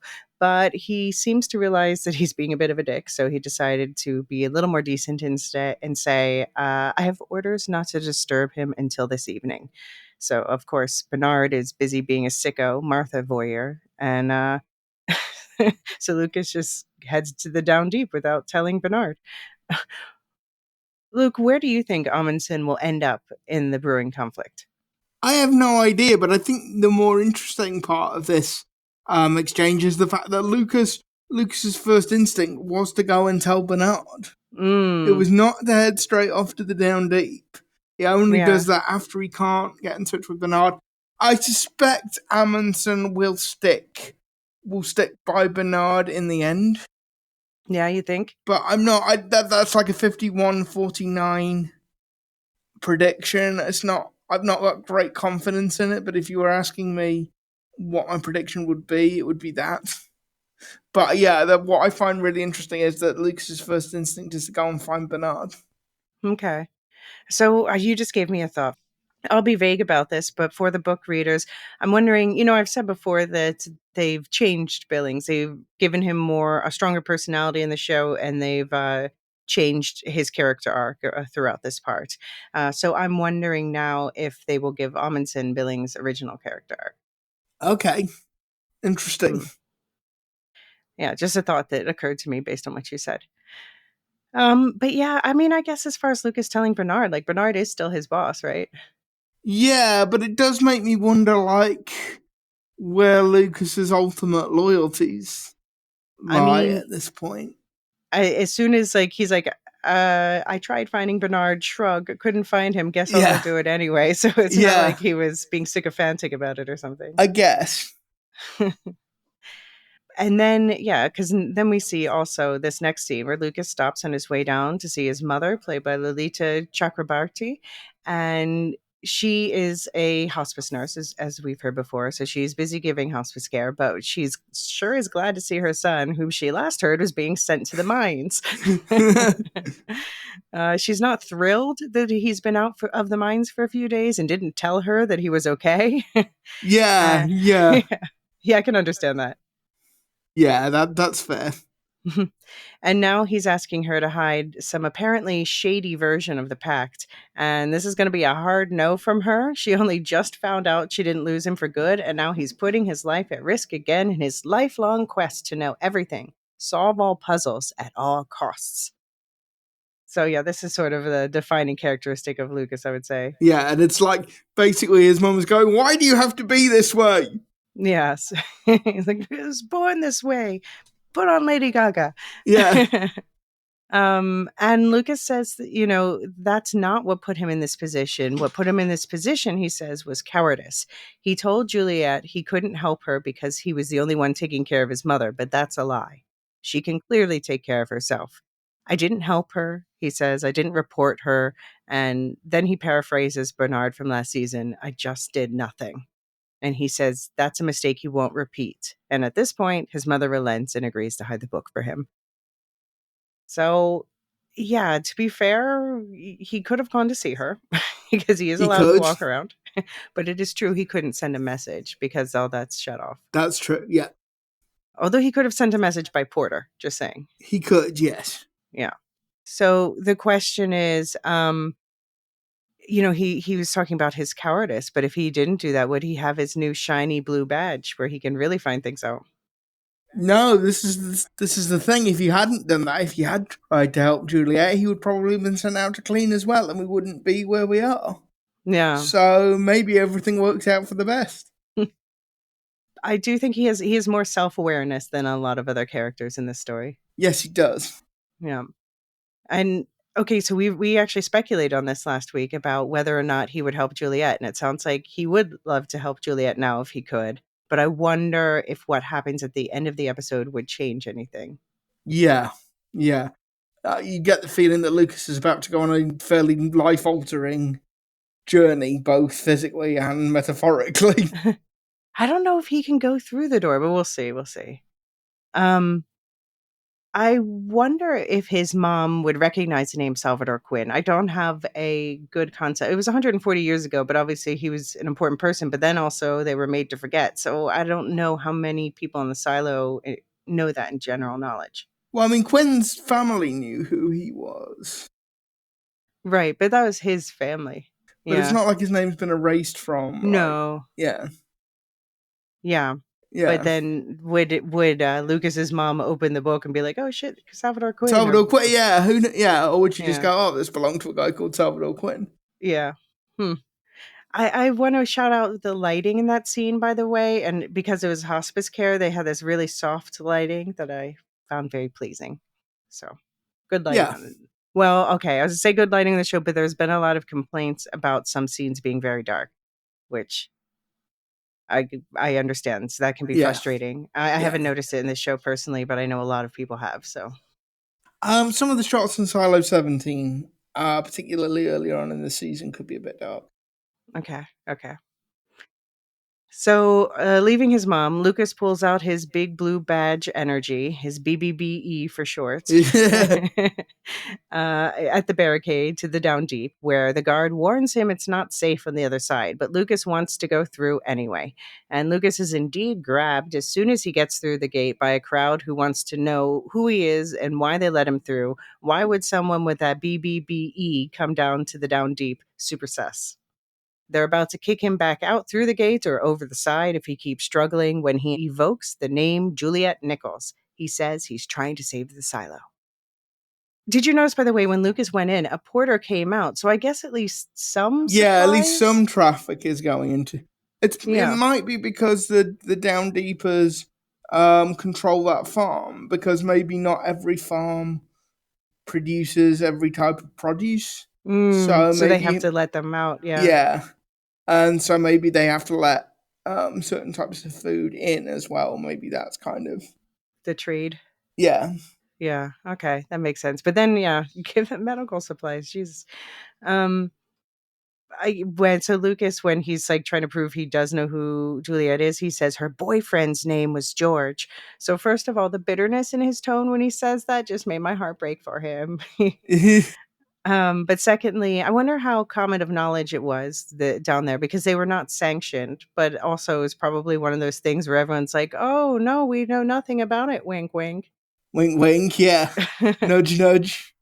It seems like the down deepers are all up in each other's business. Well, I think everybody in the silo is up in kind of everybody on their level's business. Yeah, that makes sense. Small world. Yeah, It's like a village effect per level, I guess. yeah. So Shirley is called up to the barricade to make a decision about this guy who claims to have known Juliet, and she's not impressed when he tells her about their cafeteria conversations and is definitely worried he could be Bernard's spy. But he says he's searching for the truth, like she was. And then he says the thing that changes everything for Shirley: he thinks Juliet could still be alive. He says if she takes him where he needs to go, he'll tell her what he knows. So Shirley takes Lucas down to the digger room and tells him this is where Jules used to take George to do the. And I felt little stabs in Lucas's heart when she said this. um, he admits he didn't actually know Juliet well, but he was blown away by her. He admits to Shirley that he once tried to kiss her, and Shirley says that he should be flattered that she let him live. Yeah. He says he wishes he would have done something more to help her, and this is a feeling that Shirley understands. So, are you starting to see why I love Lucas? Why he's my favorite book character? Yeah, I can see where it's coming from. And also, I have to call out that Shirley agrees there isn't anyone like Juliet with a certain tone that I'm reading as, the past relationship implication allegations still stand in my mind between Juliet and Shirley. Yeah. Shirlette. Shirleyette. Yes, surely yet. Shirley says she hasn't been down this far in years. I think if I lived in the down deep, like I'd be there every day off. Yes, I think I would too. So let me ask you, would you rather? Would you rather have your next silo vacation lounging in the gardens, camping in the digger room, or scuba diving in 17? Oh, I think lounging in the gardens. Those gardens look very relaxing. And you have like little cafes. Yeah, exactly. I'm a sucker for cafe culture, so Yeah, I mean, I think if I lived in the silo, I guess I would want the digger room would be a great chance to get away from people, because I don't think you would have much time away from people. yes, yeah. Mhm. And I like the fact that there's like George and Juliet managed to move a little bed in there as well. Which, like, where did Mhm. that come from, and how did they get it there? Oh, well, very carefully. Yeah. Uh, I wonder how long that's been there actually. I doubt. Yeah, they don't change that mattress. Yeah. Ew. You. Ew. Ew. Yuck. Ew. Yuck. Ew. So Shirley, she's talking to Lucas and she's like, listen, I've been coming down here since I was a kid and I definitely never noticed a tunnel. So, and Lucas is like, no, listen, I'm looking for the bottom of the bottom and this is it. You're all scared of that water, but did you ever consider it's not actually that deep? Because if this place isn't flooded, there must be pumps going, which again the question of the magical machinery that no one seems to be able to need to maintain. But Yes. let's just hand wave that away. It's the same in the books, and I've had canon about it based on the books, but we'll see. Okay. I just pointing out that she recently learned that there was a wall of names she never noticed down there too, so like maybe Yeah, she needs maybe Shirley's not the most observant. yeah, maybe she needs to consider she has not fully explored this place yet. Yeah. And then Lucas prepares to descend down the ladder and rope to the water at the bottom of the digger, but Shirley stops him because she wants to know what happened to Jules in case he dies and all. And he tells her about the camera and her helmet and that Jules was still alive when it went out. And Shirley basically tells Lucas he's going to die down there and says, good luck, I'm out. Like, Yeah, Shirley. like, Shirley. So obnoxious, girl. So obnoxious. Where's Like, she on the Sims 9 scale this week? oh, like, 6. And in the empathy scale? Like, minus, like, plus a million on this. Like, you could have done. Also, Lucas doesn't take his waistcoat off. He's like abseiling. Okay. He's like abseiling down this thing in a shirt and a waistcoat. It's like, gotta stay professional. gotta stay professional. It's like, Lucas, you he have finally a problem. got a shower. Yeah, you have a problem when it comes to wearing appropriate clothing. I did think about after this, he's going to be dirty again. Yes, he is. He's going to need another shower. So Lucas climbs down to the bottom all alone, and when he reaches the bottom of the rope, he back flops into the water, which is luckily deep enough that he doesn't break his back. Jeez, but it's shallow enough that it's only like hip deep when he stands up. From there, he can see the tunnel, and when he enters the tunnel, there's a massive metal door, 15 feet tall, just like George described to Juliet in that video last season. When he approaches the door, a floodlight clicks on and a voice speaks, flat and robotic, like the voice in the bunker computer. It says, Lucas Kyle, why are you here? I was given instructions. By whom? Salvador Quinn. Before you, only 3 people have reached this door. Salvador Quinn, Mary Meadows, and George Wilkins. I did not speak with Wilkins. Quinn and Meadows were given the same directive you will now receive. If you speak to anyone about this conversation or what you have seen down here, we will have no choice but to initiate the safeguard. Do you know what the safeguard is, Mr. Kyle? And Lucas says he does, and the screen cuts to black. So you told us what your thoughts on what the safeguard might be are. Yeah, I think it might. I think there might be explosive bolts in the cap of the silo. They might blow. I think there are several interesting things here. Firstly, we now have a pretty good idea of what Mary Meadows did in those missing 4 days. Mm-hmm. Because we know she found the book we know she found Salvador Quinn's copy of the Pact. Mm-hmm. We know she decoded it, and we know she made it down as far as this door. Mm-hmm. We also know who hasn't made it this far. Because the one name that wasn't mentioned there was Bernard Holland. Right. Yeah, right. Bernard does not know about the existence of this door.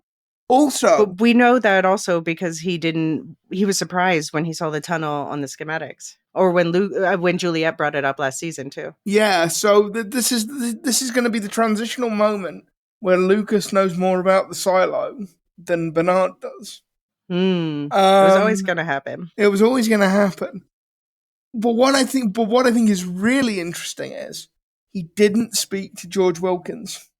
Yeah, which makes sense because George Wilkins was not a head of IT or shadow to the head of IT. Exactly. So this algorithm is only programmed to speak to the head or the shadow of IT.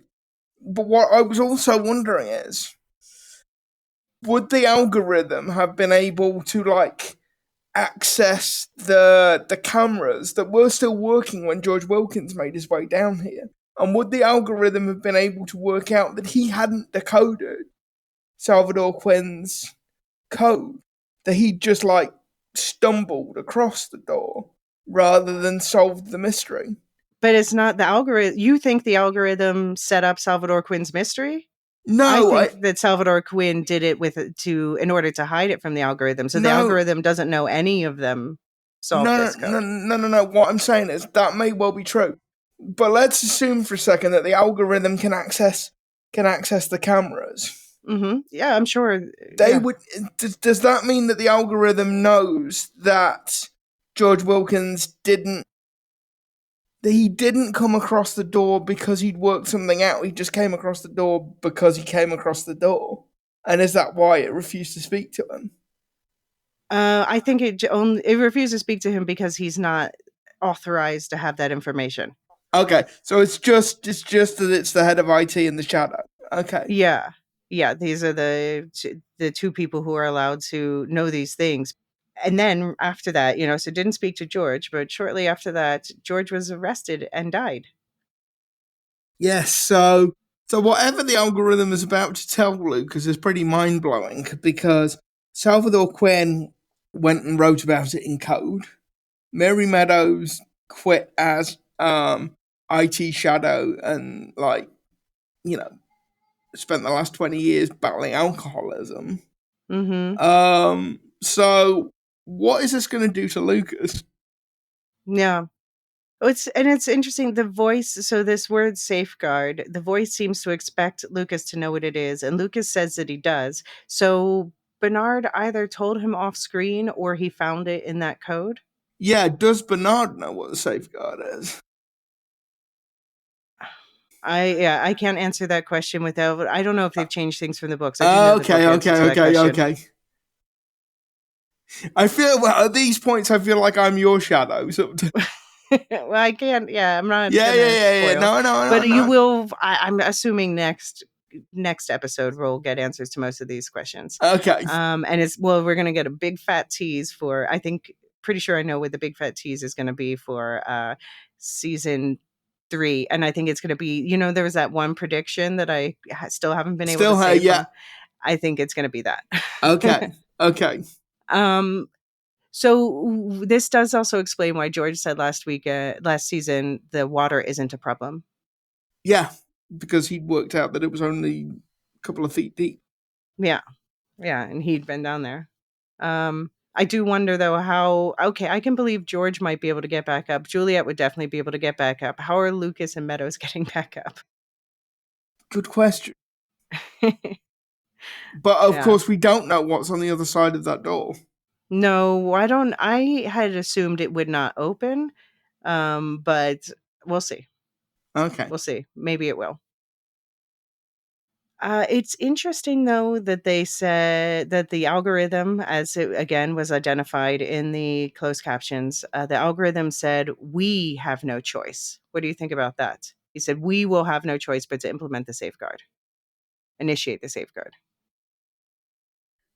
My headcanon for that at this point is that the 50 or the 49 remaining heads of IT can speak to each other. I think that's what's going on with the key fob. But then wouldn't that mean that Bernard doesn't know about the door, so he can't be the one speaking? No, but I don't think it's Bernard speaking. I think there's some kind of grand council of the heads of IT. And you think Bernard's not on it? Yeah, that for some reason Bernard has been excluded from. Interesting. Okay. And that they collectively will activate the safeguard should Lucas tell anybody about this conversation. Okay, which you again think is blowing off the top to kill the silo. It's blowing off the top is to kill the silo, yeah. Before they do what? To stop them from? I'm not sure. Okay. I keep coming back to this idea that the silos must have been at one point in time connected to each other in such a way that people can move between them. Why? Because it doesn't make... Because if I'm the founder of a community underground of silos, why would I design it in such a way that the various silos didn't connect to each other? Must be a reason if they did. Yeah, why would I create them as entirely separate entities? Okay.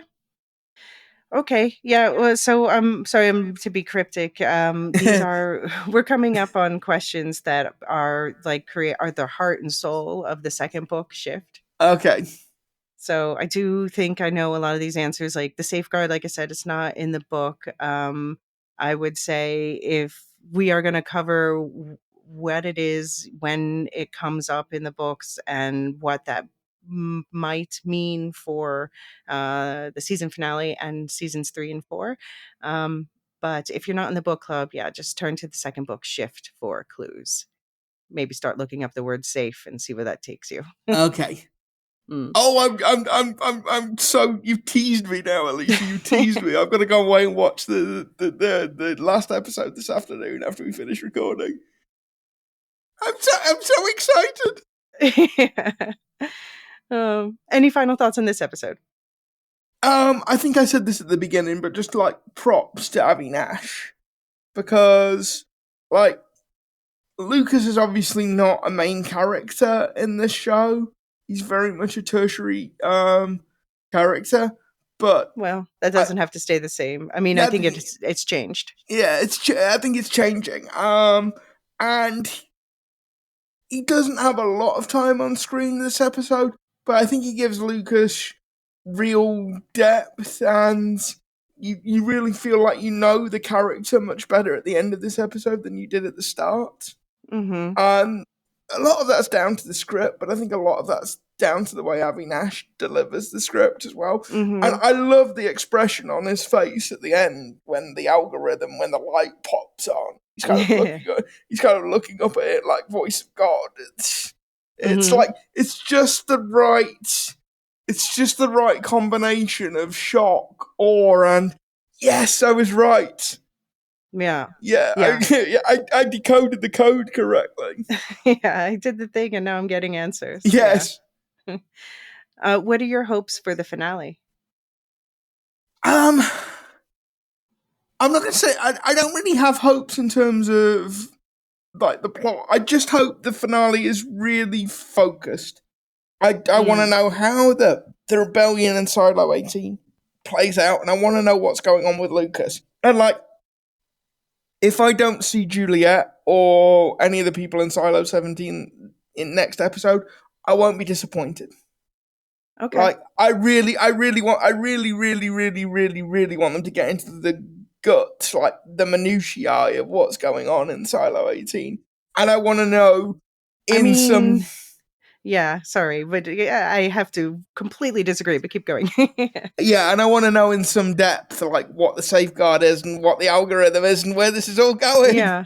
I mean, of course, yeah, I want to know those things, but I also very deeply need this story about Juliet trying to get back resolved and what's up with Solo and the kids now. And yeah. Yeah, I'm in this really weird place where, like, clearly Juliet is the main character. Rebecca Ferguson is inarguably the star of the show. And yet, I find myself not caring overly much about what happens to Juliet. I think it's maybe because, you just think/know she has some serious plot armor. Yeah, I think this is the thing. I think this is... Obviously, there are great advantages when you cast somebody like Rebecca Ferguson. She's a great actor. She brings an awful lot to the role. But the one big drawback is you do know that she's like got 5 inches of plot armor the entire time. Yeah, but I would have said the same about, say, Rashida Jones, and she died in the first episode, just like that character does in the book. Yeah, and I suppose you could say the same about David. Yellow. Sorry, yeah. But yeah, I mean, I've got to call it how I see it. I'm just much more interested in what's going on in Silo 18. Yeah. Okay. All right. And yeah, we have one last chance this season for them to answer the frickin' Danny Bly question. It's not gonna happen. It's not gonna happen, Elysia. It's not I gonna mean, happen. why would they bring him up all the time? And if they're not going to tell us what happened to that character, just they could have said in the first episode, like, oh, he was killed or something. But no, they Look, just keep stringing us along. you got Lucas, you got Patrick Kennedy. You can't get everything you want. All the characters are belong to me. Danny Bly Hive, rise. All right. Well, yeah, finale next week. Very excited about it. We will be recording earlier in the week this week so we can get that episode out on time. And then the final mailbag, we're going to aim to get out about a week later. So we want to give people a little time to get their thoughts in on the final episode. And you can expect a further season wrap up as well, and look for updates on that in the finale episode. We also want to hear your thoughts and show theories. So please email those to woolshiftdustpodcast@gmail.com. You'll find that link in the show notes. And we do encourage voicemails as well. And also do join us on the Discord. We have a dedicated forum with separate chats per episode and a book spoiler discussion as well. So if you email me, book spoilers are welcome, but then that feedback will be discussed in the spoilercast episodes. And again, this week's spoilercast discussion is about the book version of the Safeguard, what it is, and what that means for the story going forward. Supercast and Patreon subscribers have access to breakdowns of all the Silo books and short stories, a season 1 spoiler rewatch, extra interviews with Hugh Howey with full book spoilers, and weekly spoiler casts. Plus, there are additional episodes for subscribers, like extra seasonal specials, additional Howey book breakdowns, Doom book breakdowns coming up after Silo. And yeah, we're also going to start in the, we're going to be working our way through the Hugh Howey short stories and machine learning, which is the book that also collects that's the Silo short stories. So we're going to talk about the rest of the stories in that book. And Luke, you and I are going to be covering the original Dune on the book Dune on the public Yes, we feed, are. and eventually the second book. Yeah, this project has been in gestation for a very long time. Yes. We got caught out by just how quickly Apple were able to turn around Silo.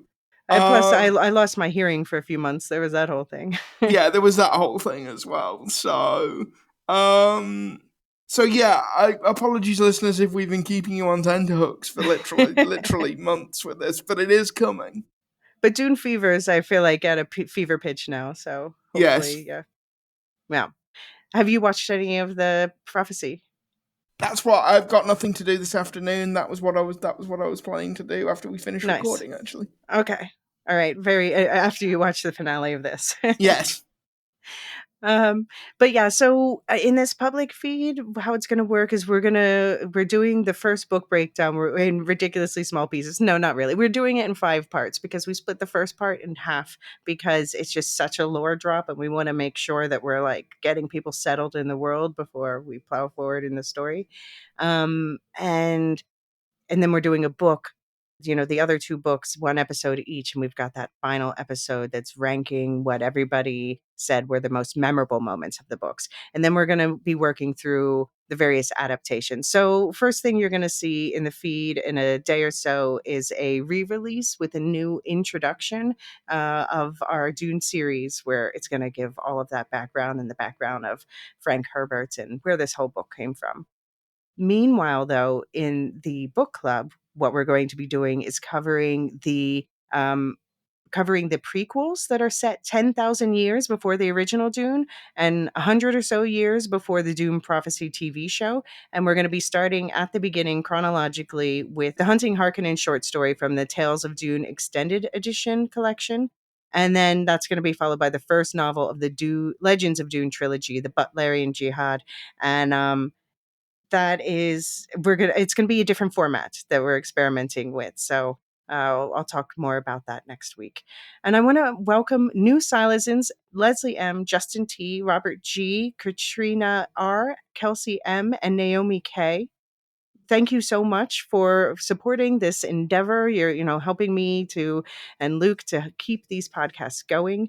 And the new season pass option, though, if you're not interested in all of those extra things, you just want the silo episodes, you can do that. You'll find those links in the show notes. There's a couple options there. But if you're not interested in any of that, of course, we're just glad you're listening. If you feel like you got something out of it, we'd love if you could share this episode with other people you think might be interested, and leave us a positive review wherever you're listening. That's enormously helpful. Can't overstate that. And do also check out the rest of the Lorehounds network. Jean and I have been busy with lots of Marvel and DC coverage. There's a Nosferatu one-shot coming soon. The Star Wars Canon Timeline podcast is kicking off again. Properly Howard is doing their A Few Good Films series. Radioactive Ramblings just released another Ghibli and another Red Rising episode. Never Mind the Music, always doing music meets psychology. And Severance Season 2 begins the same day Silo Season 2 ends. So there's a separate Lorehounds feed for Severance if you want to catch up on season 1 in preparation for that. And actually, it's just worth saying, I've introduced a bunch of people that I know to this podcast.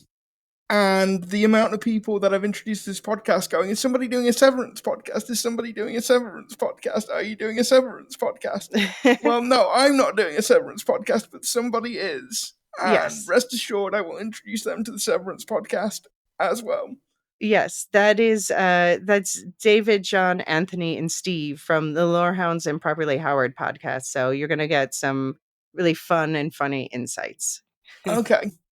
And what's going on with It Could Be Said? So we did release our year in review, which started out as a year in review episode, but quickly, because of the world we live in, devolved into a what the hell is going on with Elon Musk and Donald Trump at the moment episode. I think we're recording another one tomorrow because, frankly, there is just too much darn news in the world at the moment. Okay.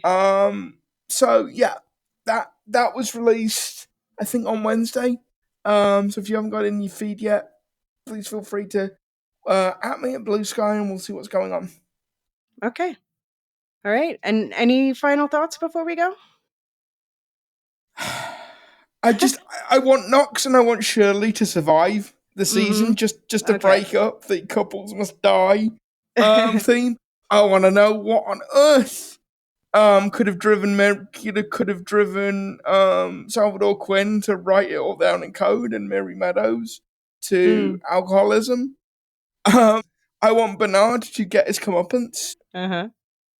What do you want his comeuppance to look like? I don't know. I don't want him to die. I just want him to spend some time in a cell, maybe a couple of days with a bag over his head, Okay. Yeah, and just really enjoyed the season and really hope they stick the landing. Yeah. Yep. All right. Well, you're about to find out. Yeah. And as for the rest of you, see you next Friday for the season 2 finale, plus the spoiler cast before that for Silas and Stories Ins and season pass holders.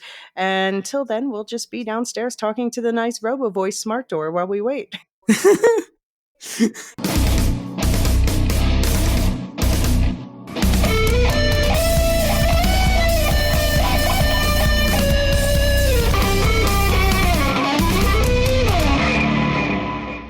Hey, still here? Here's a fun little tidbit that I shared with Luke during our episode 4 recording about Solo's life in the bunker in the books, but then I cut this discussion out of the episode since I thought I better wait until we saw the inside of his bunker for ourselves, just in case.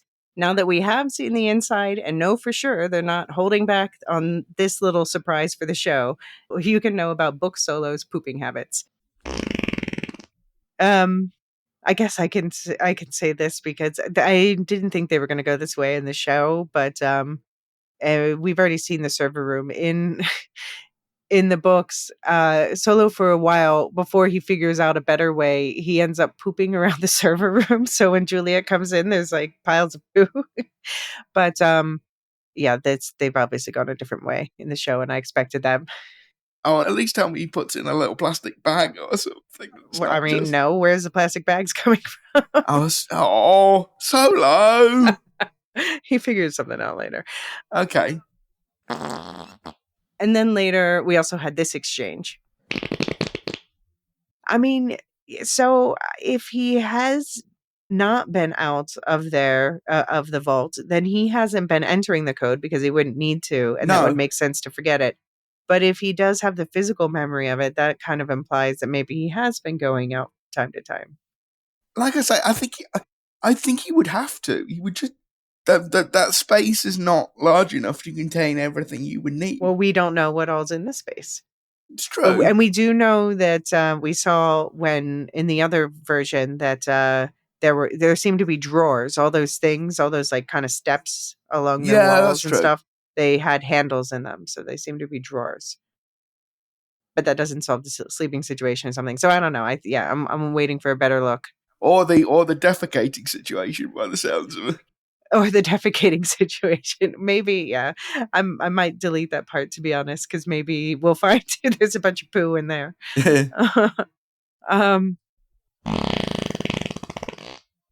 Okay, thanks for listening to the end, and good luck unknowing that. See you for the finale, and I hope you have a much more sanitary week than Solos.